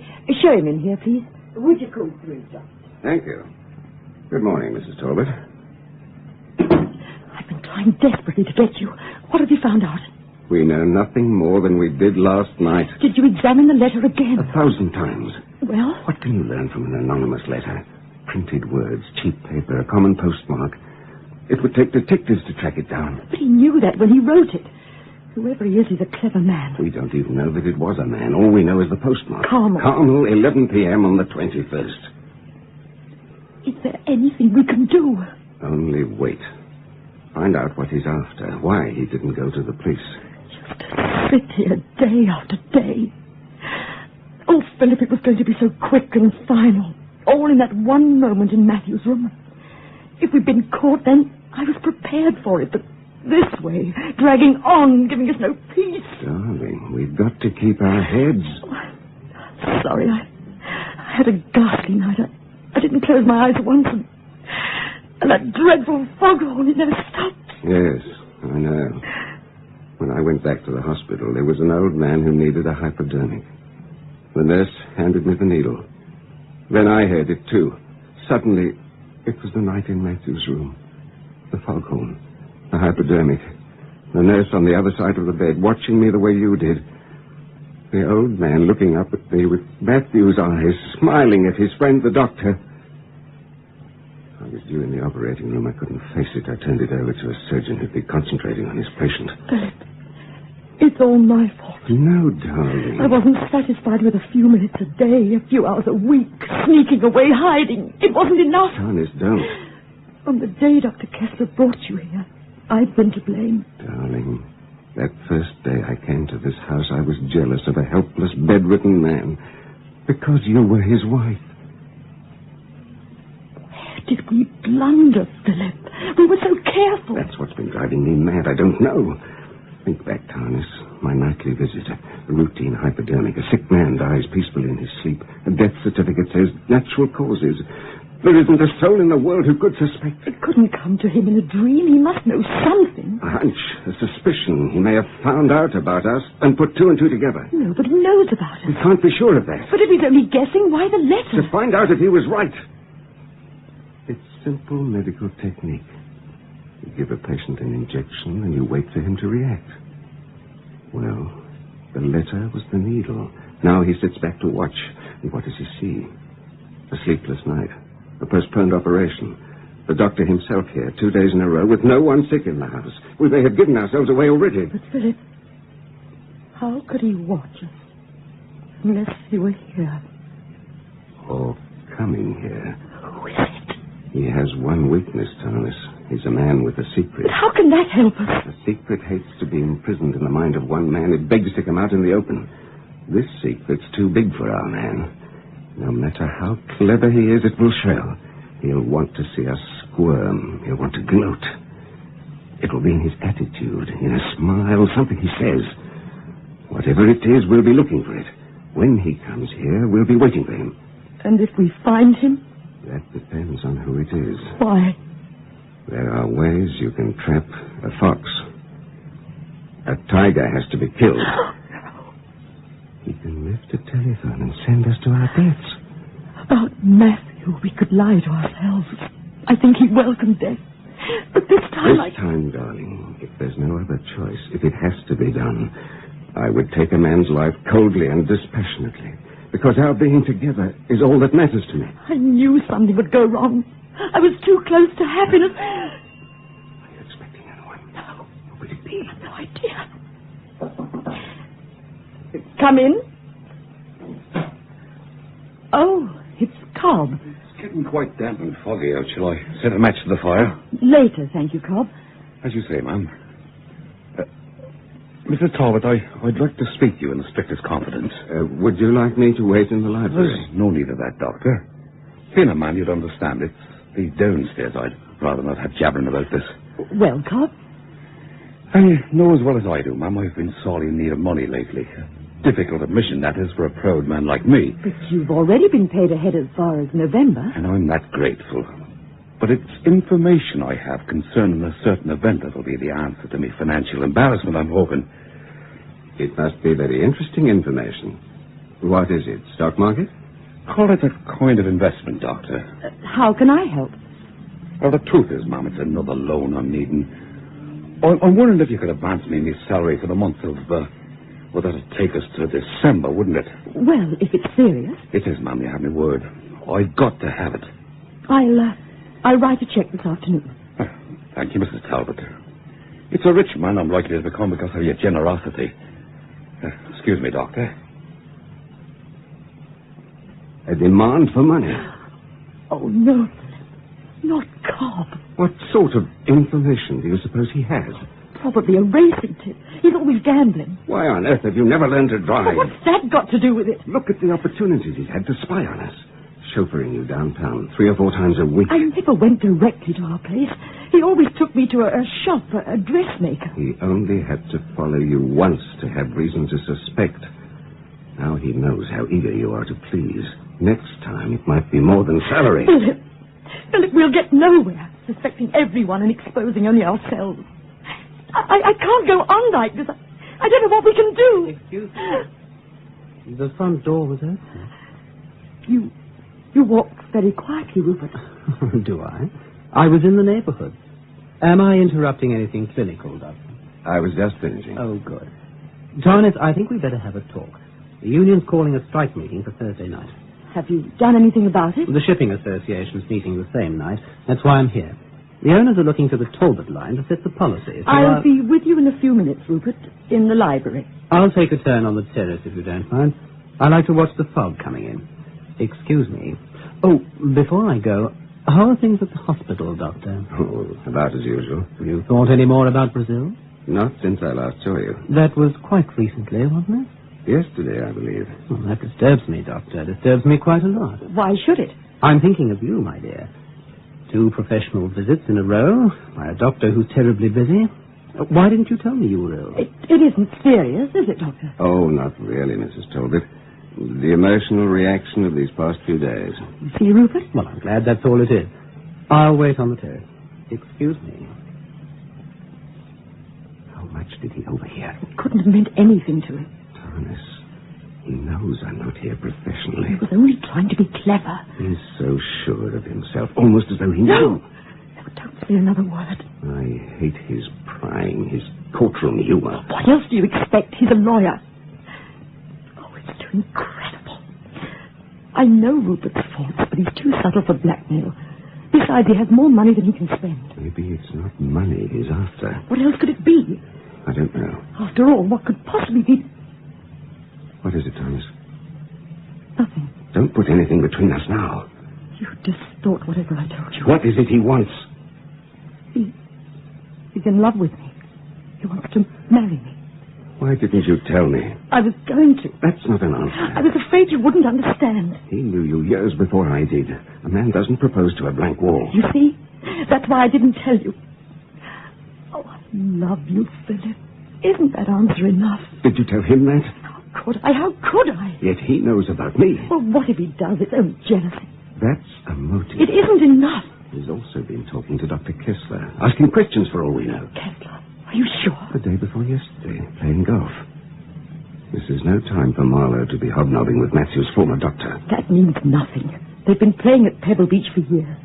Pebble Beach? Matthew was a member, too. The day before yesterday was the 21st. Why do you say it like that?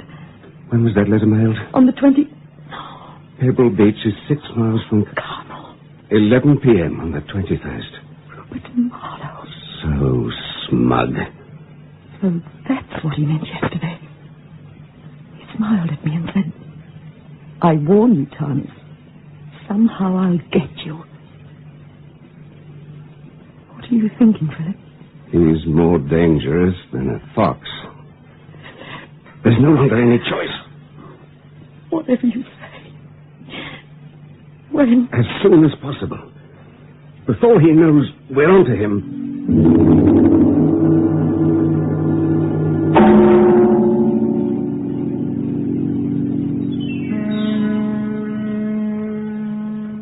Dr. Graham still with Peter? Yes, he's almost through. What does he think? Oh, only the fog and damp. An autumn cold. Oh, thank goodness it isn't serious. Winifred, are you going to the union meeting with Blake Ritchie? I hope you're not going to object again, Tarnis. My mind's made up. Winifred, I didn't intend to interfere. If you want to watch them voters strike against us, that's your affair. I only wondered if you were going to change. Oh, I am in a moment. I just wanted to hear what Dr. Graham had to say first. Well, it's nearly 8 o'clock. Is it? Oh, I'd better hurry. Oh, here's Dr. Graham now. Oh, how is Peter, Doctor? Oh, he'll be up in a couple of days. Oh, wonderful. Now, do excuse me, I must change. I'll telephone from Los Angeles to see how Peter is. In the meantime, keep him in bed. Plenty of juices. I thought the servants were going to be off. Gracie wouldn't go until you'd seen Peter. The others have left. Thomas, when Marlowe leaves here tonight, you must be alone in the house. Anyone who sees you at the window might guess you were giving a signal. I'll see to it that she leaves. Did you speak to Marlowe? Yes. He's dining with his sister, and then he's stopping by here on the way to the shipowners' meeting. You're sure he will? He has to pick up the proxy. And the shipowners' meeting is still at 8:30? Yes. You've got to get Marlowe out of here at 8:15. If time's all right. Now, don't forget, when that clock strikes the quarter, he must be out of that door. What's the matter? I'm terrified, Philip. Darling, he'd give us away without blinking. It's you I'm worried about. Can you go through with it? Yes. Come on, then. Try the curtains. Is that enough? Do you want the other one? No. I'll be able to see that. Now, remember, when Marlowe's car starts up the hill, draw that curtain and leave it open. I have to be able to see the light from the top of the hill so that I can get to the stop street just before he does. And if something should go wrong at the stop street? Nothing will. When his car pulls up alongside mine, there won't be 10 feet between us. Will you phone me afterwards? I'll stop in at the hospital and be noticed. Then I'll go to the railroad station. When I call you tomorrow from Los Angeles, confine your answers to Peter's cold. If you say his temperature is normal, I know we're safe. If he's feverish... Don't. That won't happen. On the night of a strike vote, they won't look beyond the waterfront. He'll be here any minute. I must go now, Thomas. You've got a gun in your pocket. Will I be able to hear the shot from this room? It will be just another car backfiring. Isn't there some safer way? This way it'll look as though it was done by strikers. Goodbye, darling. Have you got a coat? It's cold out. In the car. I love you, Philip. I love you.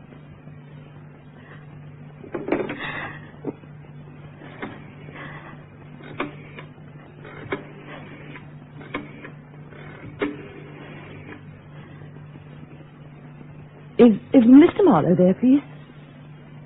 Oh, Jessica. Oh, Rupert said he'd stop by for the proxy, and I wondered if he... Oh, he has already. Oh, good. Oh, then he should be here any moment. Well, the truth is, I was a bit worried.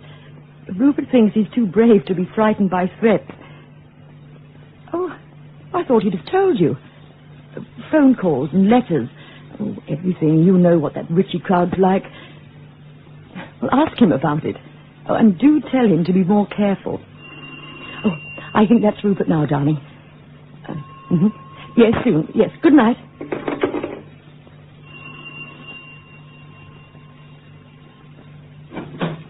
Well, Tony. I was beginning to worry about you. The fog's a bit thick outside. I took my time. Well, I have the proxy here. Oh, here. Let me help you off with your coat. Oh, thank you. What happened to the health? They're going on strike, too. It's Thursday. It's their day off. Gracie, too? Her brother arrived from out of town. I don't mind being alone. These do? Rupert, I still have all those roses from yesterday beside my bed. Open it.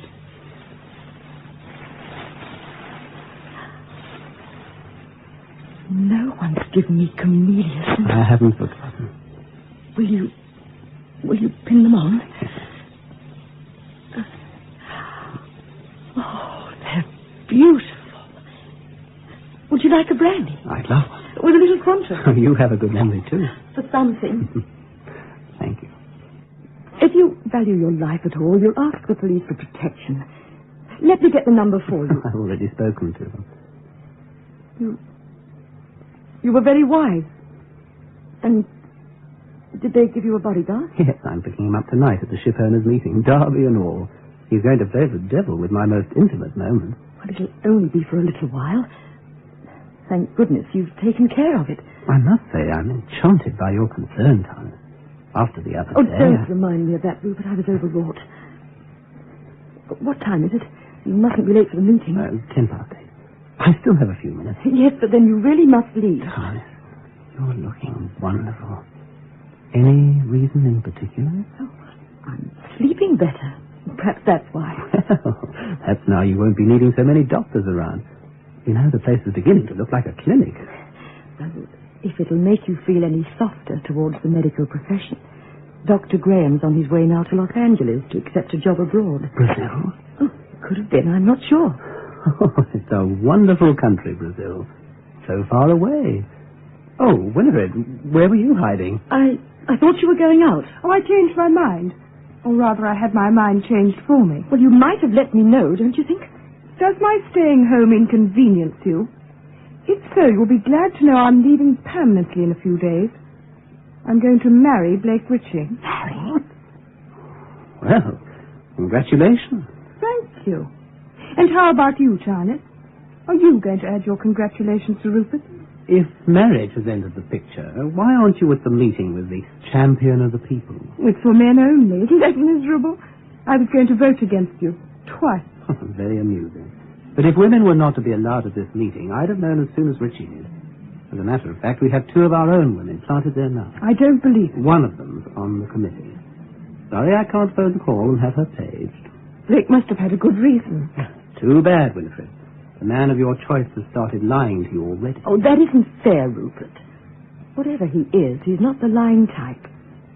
Winifred, I admit I thought he was merely using you to get at us, but if he loves you and wants to marry you, that puts a different complexion on the matter. You surprise me, Tanya. Don't tell me he's pulled the wool over your eyes too, Tanya. He probably had some idea it wouldn't be safe for Winifred to be there. Naturally, if he's going to marry her, he'd be feeling very protective. Then you don't disapprove of my marrying? Not if you love him, Winifred. And if you do, tonight you belong there at his side. And that's just where I'm going to be. Good night, Charlotte, and thank you. Good night, Winifred. Nothing for me? Yes, I hope you're a good loser. Well, Tom, that was the last piece of advice I expected to hear from you. If I opposed her, it would only make her more determined. But there's still no reason to send her scooting off to Richie's side of the fence. Please, I think I know how to handle Winifred. I'm sorry, of course. I should leave the family problems to you. In a way, I envy Richie there. I wish someone were rushing downtown to see me, braving the fog, charging through stock streets, hair flying in the wind, just to see me. What color hair? Roughly yours. Well, there'll be other evenings. You have to go now. Look at the time. Oh, Tarnis, you've been watching the clock like a radio announcer. When you hear the tone, it will be exactly Rupert Marlowe's departure. It wasn't meant to sound that way. I just don't like the idea of your hurrying in this weather, Rupert. And I do wish you'd get glasses. Why do you keep on at me about that? Well, it's so silly to be vain about it. I think they'd make you look very distinguished. My dear, I see what I have to see. Then promise me you'll drive carefully. 20 miles an hour. And go through stop streets? Not one. Good. Oh, the proxy. Shall I see you tomorrow? Dinner, perhaps? The Skyway Inn up at Angel's Crest? Well, What's that? Nothing. If you don't trust my eyesight on those winding roads, we'll have Cobb drive, all right? Sounds wonderful. Good night, Thomas. Good night, Rupert.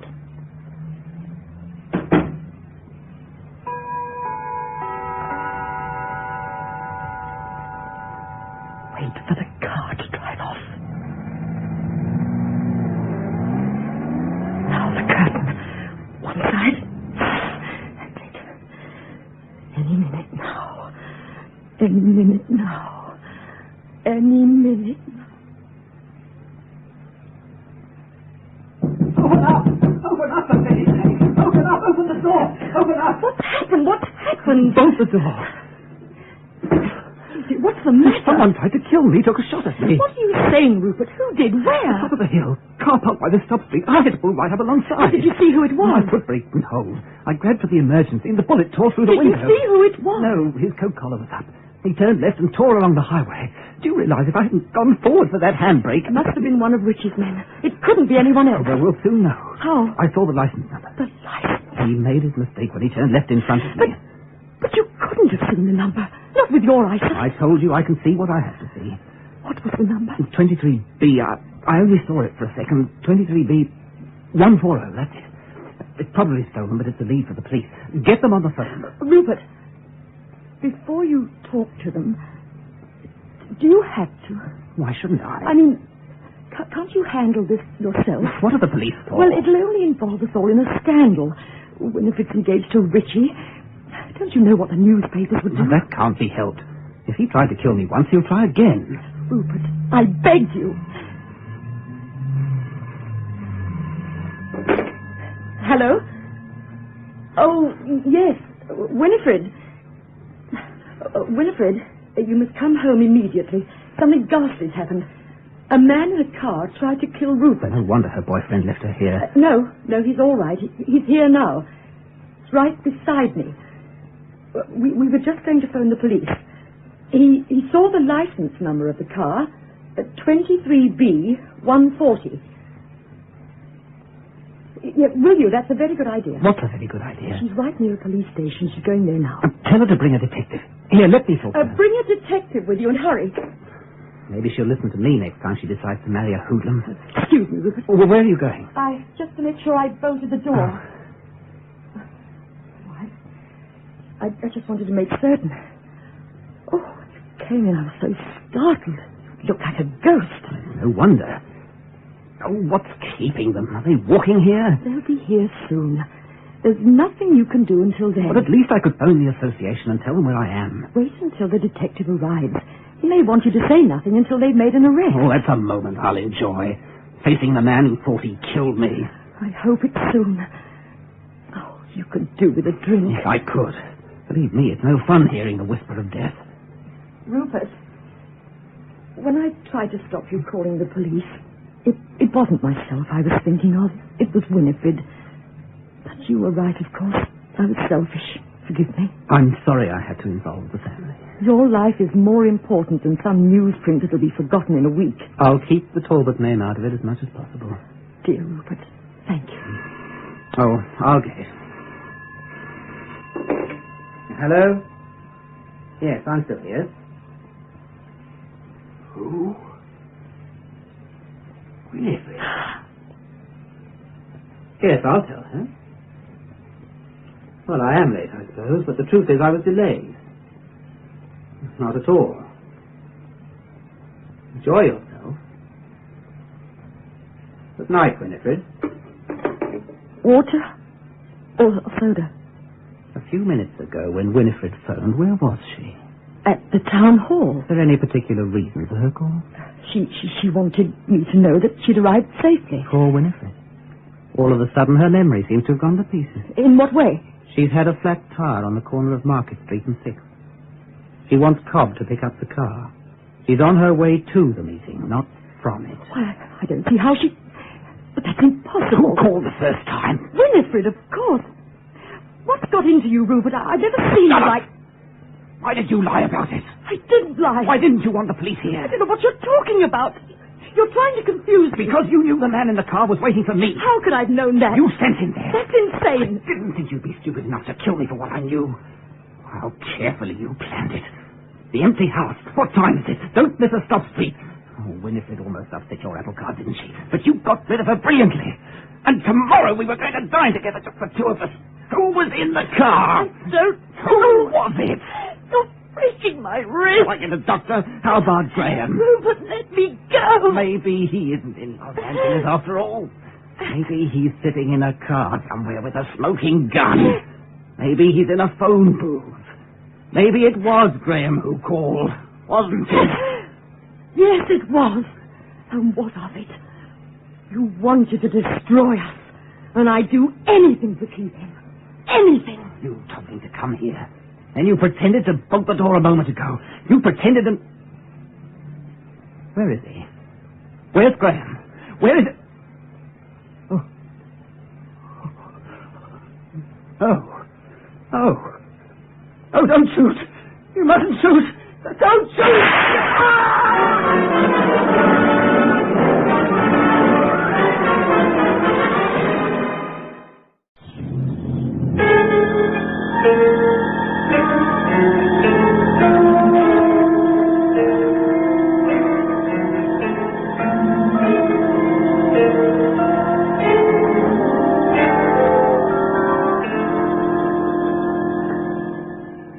Dry the windows by staring at it, Cobb. That's the police boats under the bridge I'm watching, Gracie. If it's not the boats, it's the postman. Never your job. Yeah, fat lot of good dredging will do them, or sending the diver to the bottom. If you ask me, Mr. Marlowe's body's a mile out to sea now with the sharks for company. It was cleverly done. But Mr. Ritchie made a big mistake. There's no proof it was Mr. Ritchie. None. The police are investigating. Shall I tell you where he made his big mistake? Leaving the car with a bullet hole to say a murder had been done. Oh, yes, Mr. Ritchie was clever. For the last time, it weren't Mr. Ritchie. Someone frightened Mr. Marlowe enough to make him ask for police protection. It's them strikers, I tell you that. Feelings was running high at the docks. They shot him dead to get even with the Talbot lines and I... Whisk, Gracie. Dr. Graham is called to see Mrs. Talbot. It's Peter he's called. There's nothing the matter with him. He's got a cold. If you ask me, it's all I'm not asking you, and kindly keep your thoughts to yourself. And get to the garden and see to them sprinklers. The post hasn't come yet, has it? What with waiting for the post and watching them boats on the river, you haven't done work in days. Now get to them sprinklers, you idlies, and... Thomas, you shouldn't have called me. Darling, I had to see you. It's most unwise. Peter is perfectly all right. We can't go on pretending that You've stayed away from me deliberately, haven't you? Of course. At this moment, we must see as little of each other as possible. Winifred is suspicious, do you know that? Winifred's always suspicious. She's been asking a lot of questions. About us? About you. There's no evidence, none. I'm not afraid of Winifred, but I'm afraid of us, of the future. What do you mean? You've accepted this job in Brazil, haven't you? You're trying to shut me out of your life. Oh, my darling, no. But don't you see there's no hope for us here? No hope? Brazil is our only chance. I'll send for you as soon as I can. So you're going? As soon as things have settled down here, you can come. But you can't leave me now. Winifred will be watching our every move. Look at us now. Every time we're together, our nerves are in shreds. We're bound to give ourselves away. We'll be half the world apart at a time when we need each other most. A day by plane, a week by boat. You'll have your work. What will I have? All right, darling. You win. I'll do whatever you wish. Thank you. When do you sail? Saturday. Come in.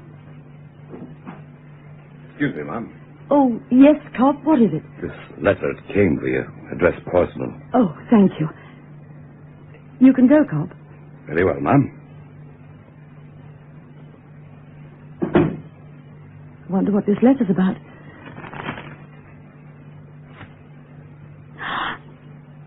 What is it?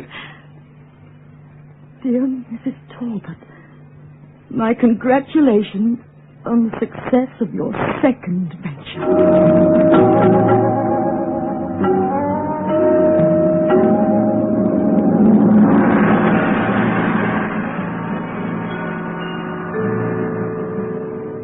Philip, you haven't finished your coffee. No. These cigarettes taste like mud. Only because you haven't eaten anything for hours. At least try some of these savories. Please, darling. It's no good, Tarnis. Stop pretending we're normal people in front of the others because we have to, but for heaven's sake, not when we're alone. Getting into a panic won't help us. What's the use of trying to fool ourselves? We're standing on the edge of a cliff. I won't let myself give way while there's the slightest hope. Hope? I envy you. Darling, do pull yourself together. You'll be ill if you go on like this. Right now, I feel like shouting the truth from the housetops. Whoever it is, Tarnis, is getting closer. So close, he can drop a letter in your mailbox in broad daylight. And this time, there isn't even a postmark to help us. What's his motive? Money, probably. Or just the pleasure of watching us go mad with fear and anxiety. And if that isn't fast enough, another letter. Who is it? Who is it? Philip, I don't want to know who it is. What are you talking about? I couldn't be part of any more killing. You know what it would mean to sit and wait for a blackmailer? Dreading the postman's footsteps, tortured when there were none. We'd be together. 24-hour leases on freedom. More than we ever had. And finally, when we were bled dry, his last letter to the police. Mrs. Talbot, he's running away. Who is? Gracie, what are you talking about? Bran, he's leaving. Oh, is that all? I gave him permission to take the night off. It's more than tonight he's taken off. He's in there now, piling his luggage on the bed. I'm sure there's an explanation, Gracie. Now, would you go up and see that Peter gets to bed? If you don't mind, Mum. First, I'll look and see how much of the silver is missing. Cobb. Once before I thought... No.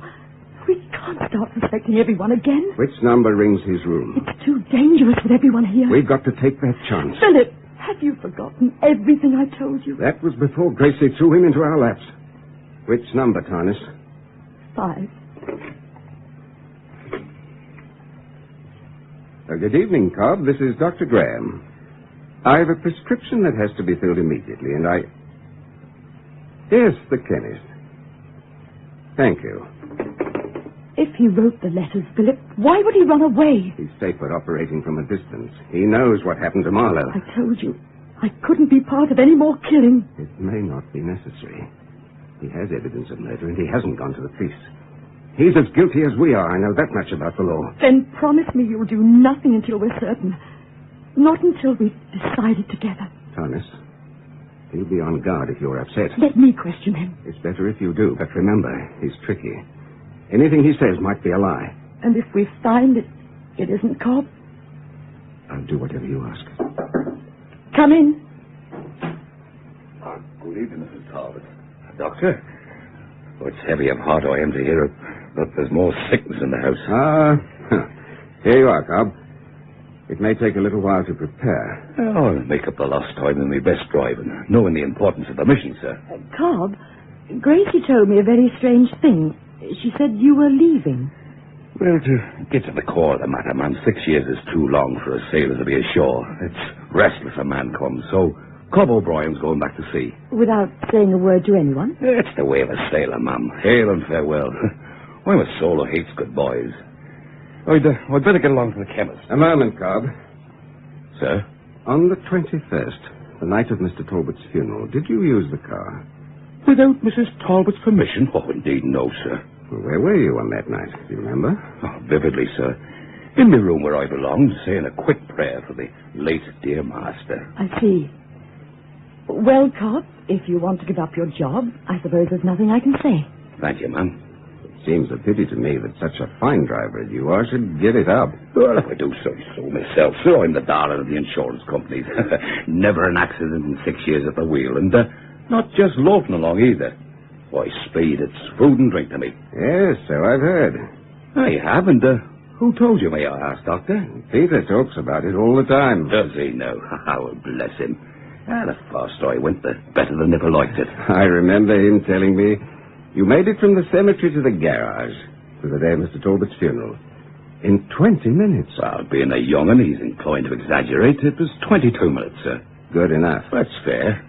And that night, 2 hours and 10 minutes to Carmel. Oh, 2 hours even. You lied about that night. Well, I was only... You were in Carmel? Yes, I You was. mailed a letter? I never got out of the car. You're lying. That's the truth. You did mail a letter, didn't you? No, Philip, no. No, sir. No, I didn't. What were you doing there? My regular job, sir. Chauffeuring. You drove something. Yes, but no. Who was it? I promised. Oh, you tell me. No, cop, no. For pity's sake. I'll choke it out of you. Who did you drive to Carmel? It was Mrs. Talbot. Oh, I'm sorry, Mrs. Talbot. He forced it out of me. Get out, Cobb. Yes, sir. What have we done? Why are you waiting? It's true. I wrote the letter. It isn't possible. It isn't possible. What possessed you? It doesn't matter now. Telling you won't help me. You planned it so cold-bloodedly. What madness took hold of you? It wasn't madness. I knew you might find out. I've grown old dreading this moment. But it was better than the fear of losing you. Losing me? Did you need proof of my love after the way Matthew died? You changed. You were no longer the man who whispered to me as we entered Matthew's room. You avoided me. On the phone, you were cold and distant. And you kept making excuses. And because of that, we... Oh, what a hideous joke on Rupert Marlowe. An innocent game of golf at Pebble Beach. How callously you led him to slaughter. What else could I do? It wasn't difficult to decide between Rupert's life and my love for you. Love? You don't know the meaning of the word. Craving and passion, that's all you understand. To be satisfied at all cost. Even if it meant dragging me through murder. Torturing me with lies. Your mind is sick, Thomas. Pitifully, desperately sick. Then help me. You're beyond my help. Are you going? Where would I go to get away from you? You have every right to hate me. If only it were as simple as that. If only a man could stop loving a woman when he found out that she was evil. Philip, after what I've done, is it possible? Nothing's possible between us anymore, Thomas. I'll do whatever you ask. You can go to Brazil. I'll wait for you. And when you come back, if you ever want to, if you could believe in me again, couldn't it be like that? Have you any idea what our life would be? What would we have to start with? What would our memories be? Places we've been? Music we've heard? Oh, no. A stopped street at the crest of a hill. The sound of a motor car backfiring. Unsigned letters. Printed words. You could bring them from the door and undo the pale blue ribbon. We could read them aloud together and remember. In time, we might forget. In time, you'd remind me. That's the whole thing, Thomas. You think you were justified. You'd do it again if you had to. No. Think, Thomas. A sudden call from the laboratory that I'd be late. Your mind reeling with new suspicions. And then the mail next morning. Or some brand new device I'd never know. Every minute of our day tainted with thoughts of the past. Until finally, at the end of our road, we'd lie awake in separate rooms, listening in terror for a hand trying the locked door between us, in fear of each other. That's our future. That would be our happiness. I'd rather give myself up to the police. That would be our freedom. Die? Yes. Would you be afraid? I don't know. I think so. When? Now. Tonight. There's the telephone. I've thought about it sometimes. If you were with me... I'll be with you. All right. Philip. Yes, darling. Before we... I mean, if we could have a little time together... It's best to do it quickly. Now, dial the number. Surely isn't much to ask. We can't hesitate now. Only tonight. One night. Philip, we've never even had that. We shouldn't let ourselves think about tomorrow. Oh, please, Philip, please. Give me some happiness to take with me. It's wrong, Townes. Darling, phone someplace. Some wonderful place. We'll forget there's anything but tonight. All right. Go up and say good night to Peter. Oh, darling, perhaps tomorrow in the sun. Go to Peter. Hurry. All right, darling.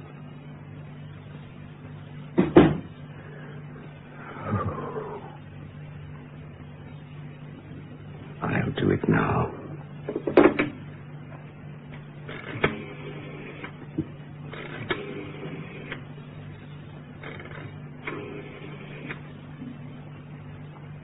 Police?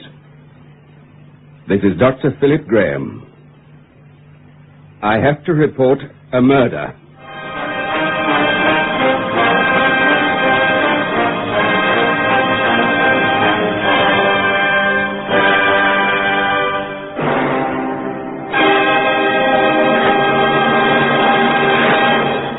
In tonight's presentation of Portrait in Black, you heard Maureen Adair as Tarnis Talbot, with Harold Freed as Dr. Philip Graham and Derek Kirsch as Rupert Marlowe.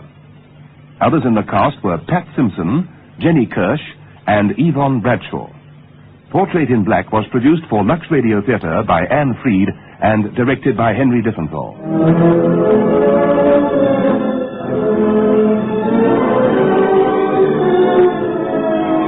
This is your Lux Radio Theatre host, Peter Tobin, bidding you all good night.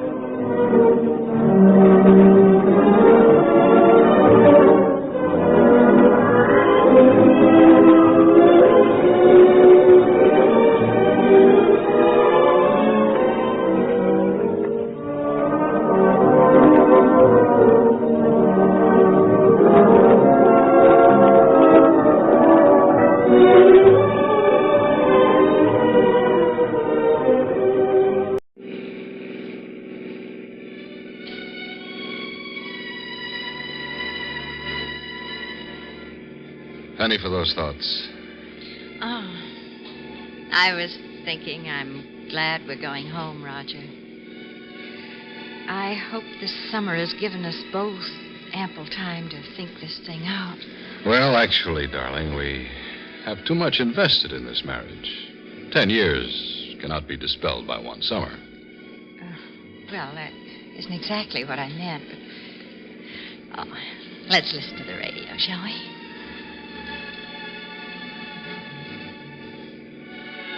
I hope we've had an end to this sulking and... What was that, Roger? Felt like we hit something. Nonsense, I ran off the road. Oh, Roger, please, slow down. Roger, listen. Sounds like a woman screaming. Oh, please, let's go back. I'm sure you've hit something. I didn't hear anything, Kay. I'm sure we didn't hit anything.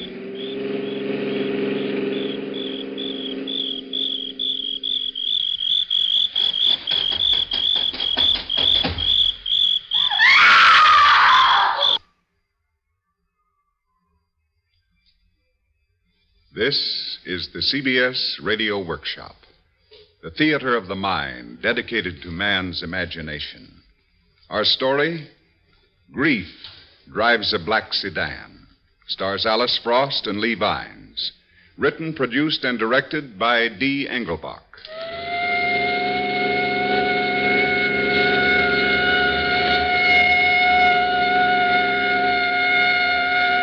Driver of black sedan, pull over, please. Driver of black sedan, pull over. Roger, we should have gone back. Kay, none of your hysterics now. Please, I'm sure we must... Oh, just be quiet. You realize how fast you were going? Yes, officer. I was going 40 miles an hour, and that doesn't really seem like an excessive amount of speed to me. It is in a 25-mile zone. Although you can't see it from the road, this area is quite thickly populated. There are always children about. Can I see a driver's license? Hey, Tom. Look here a moment. Okay. Roger, do you Shut think up, we Kay. really... Kay, there's nothing these state police would rather do than to stop a car with a New York state license.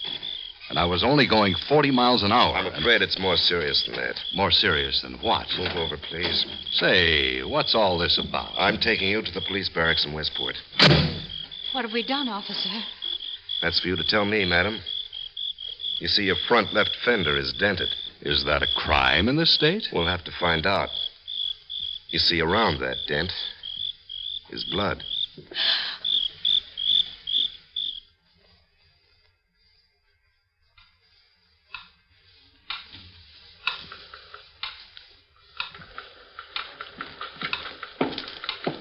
Captain would like to see you in his office.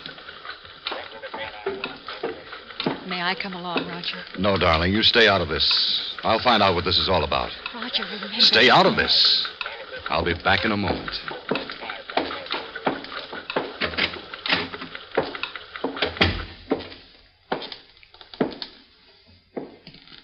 Sit down, please.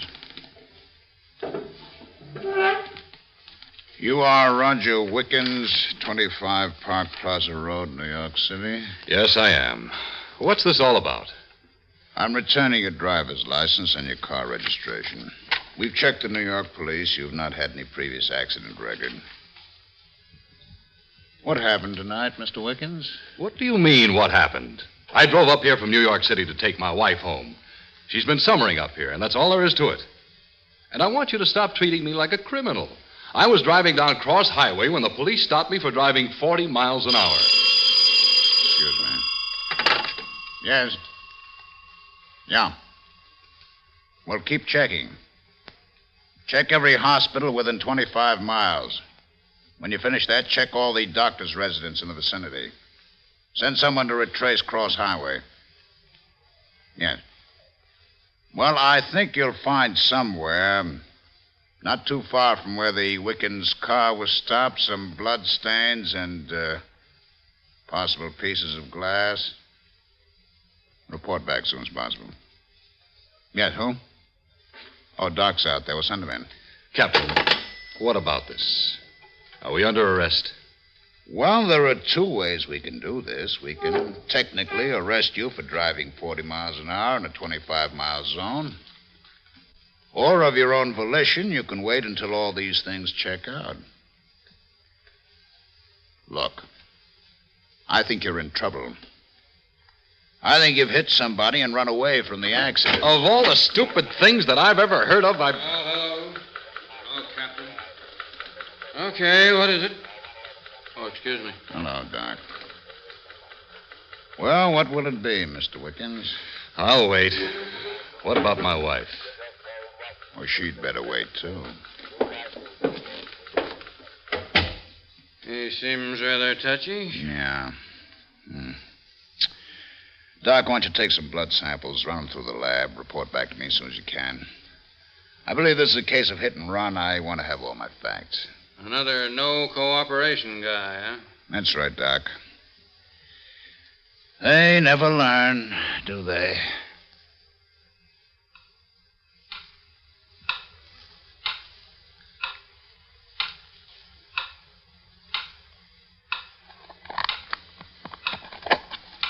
Cigarette? Thanks, darling.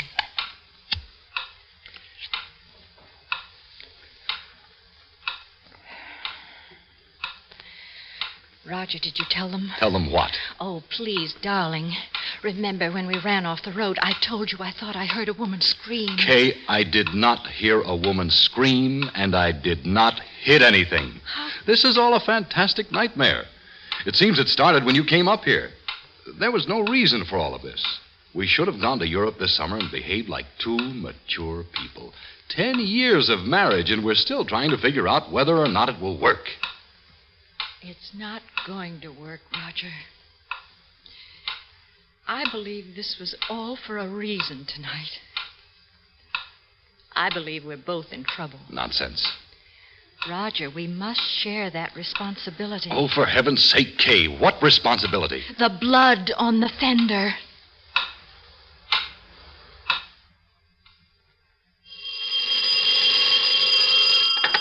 Hello. Yes. You found what? Where? Bayberry Lane. Let me get this down now. Bayberry Lane and Cross Highway. Yeah, I'm a regular Sherlock Holmes. How'd I know what? Never mind about that. No one at the house, huh? Well, you stay there. Keep calling in. No, Doc's still working. There's nothing to report here. Wickens denies everything. Okay, stay with him. Right.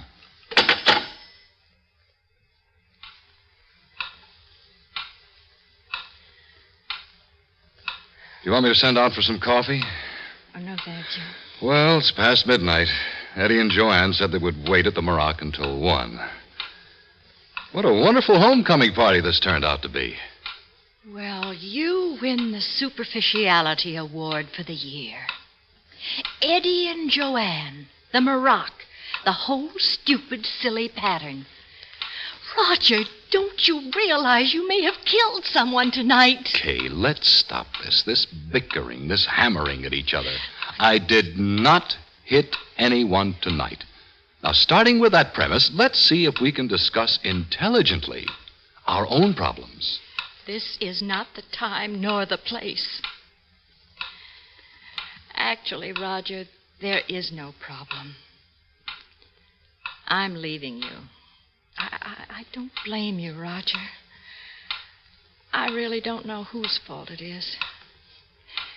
Perhaps it's mine. Oh, no, it's mine. All I've ever done was given in to every little whim you ever had. Have you, Roger?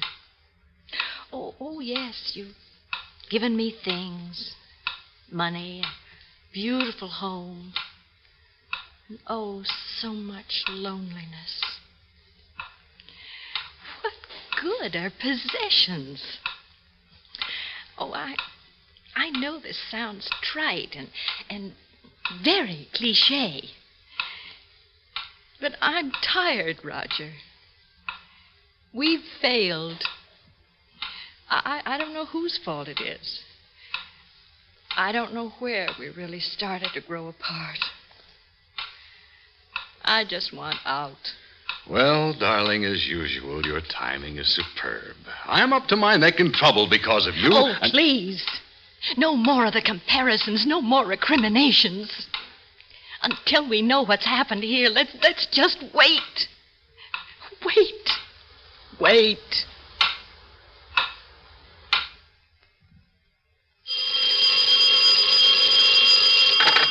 Yes, Tom. You did.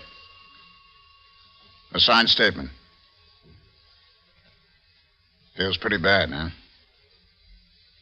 Yeah, what about the charges? Mine does. Hold a minute, Tom. Paul, have Doc call me. Yes, Tom, you were saying? Hit about 10 o'clock. Dead, huh? It's too bad. Yeah, right. Doc, drop your test. We have all we want. Okay, Tom, get back here as fast as you can. Right. Paul, bring that Wiggins guy in here.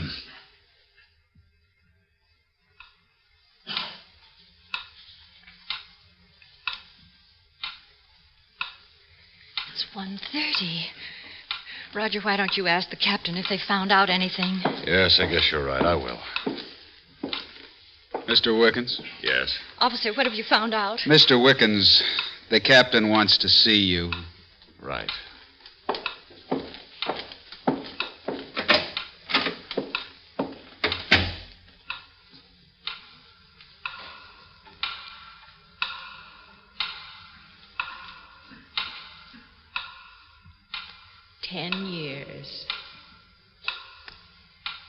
What do you do with 10 years? Can you write it off? Can you forget it? 10 years and you look at someone, and that someone you've known for 10 years, and you realize,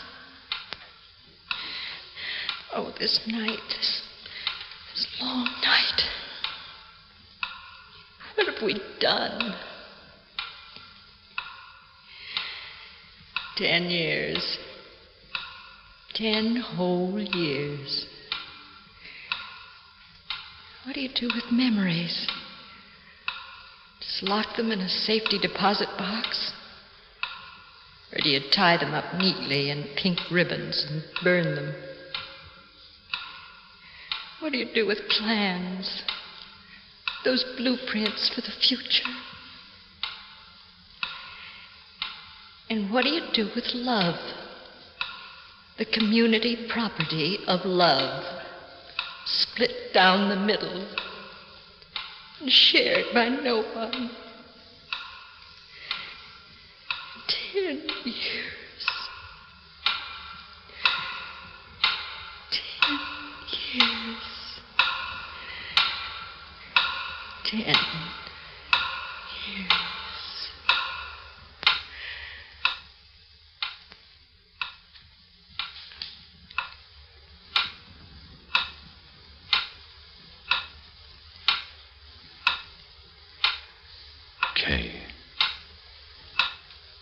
Kay. Oh, I'm sorry, darling. I must have dozed off. Yes, about an hour. Don't be sorry. I needed the time to think. Kay, I must talk to you. Oh, haven't we had enough talk for one night? Just a bit more patience, darling.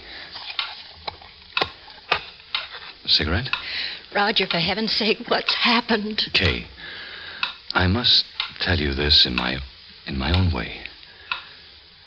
And for whatever love you once had for me, please hear me out. I want you to know... Oh, Roger, please. I want you to know this is no plea for any kind of sympathy. I know, Kay, why our marriage failed. You see, believe me, this isn't easy. I know I'm a coward. Tonight, I did hit something. More than that, I took a life. Roger, no. Please, darling, let me finish this. All my life, I've been hitting and telling myself that I didn't hit. All my life, I've been running away. All my life, I've been a coward. Oh, I wonder how much I've lost in love, respect, friendship. I wonder how much of myself has been sacrificed so carelessly, so needlessly, because I didn't take time to stop and go back to pick up that which I had hit. You see, darling, I guess I've always been driving 40 miles an hour in a 25-mile zone. And the ironical part about this whole thing is that the police were not going to arrest me for speeding, but merely warned me to take it easy. I guess maybe help of any kind has always made me angry, and truth always hurt my ears. Roger, darling, would you please... I know I killed tonight. Needlessly. Carelessly. And, Kay, I want you to hear this letter the captain just gave me.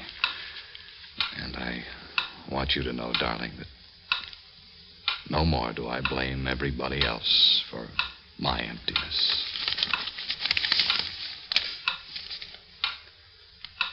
To the man who killed my dog.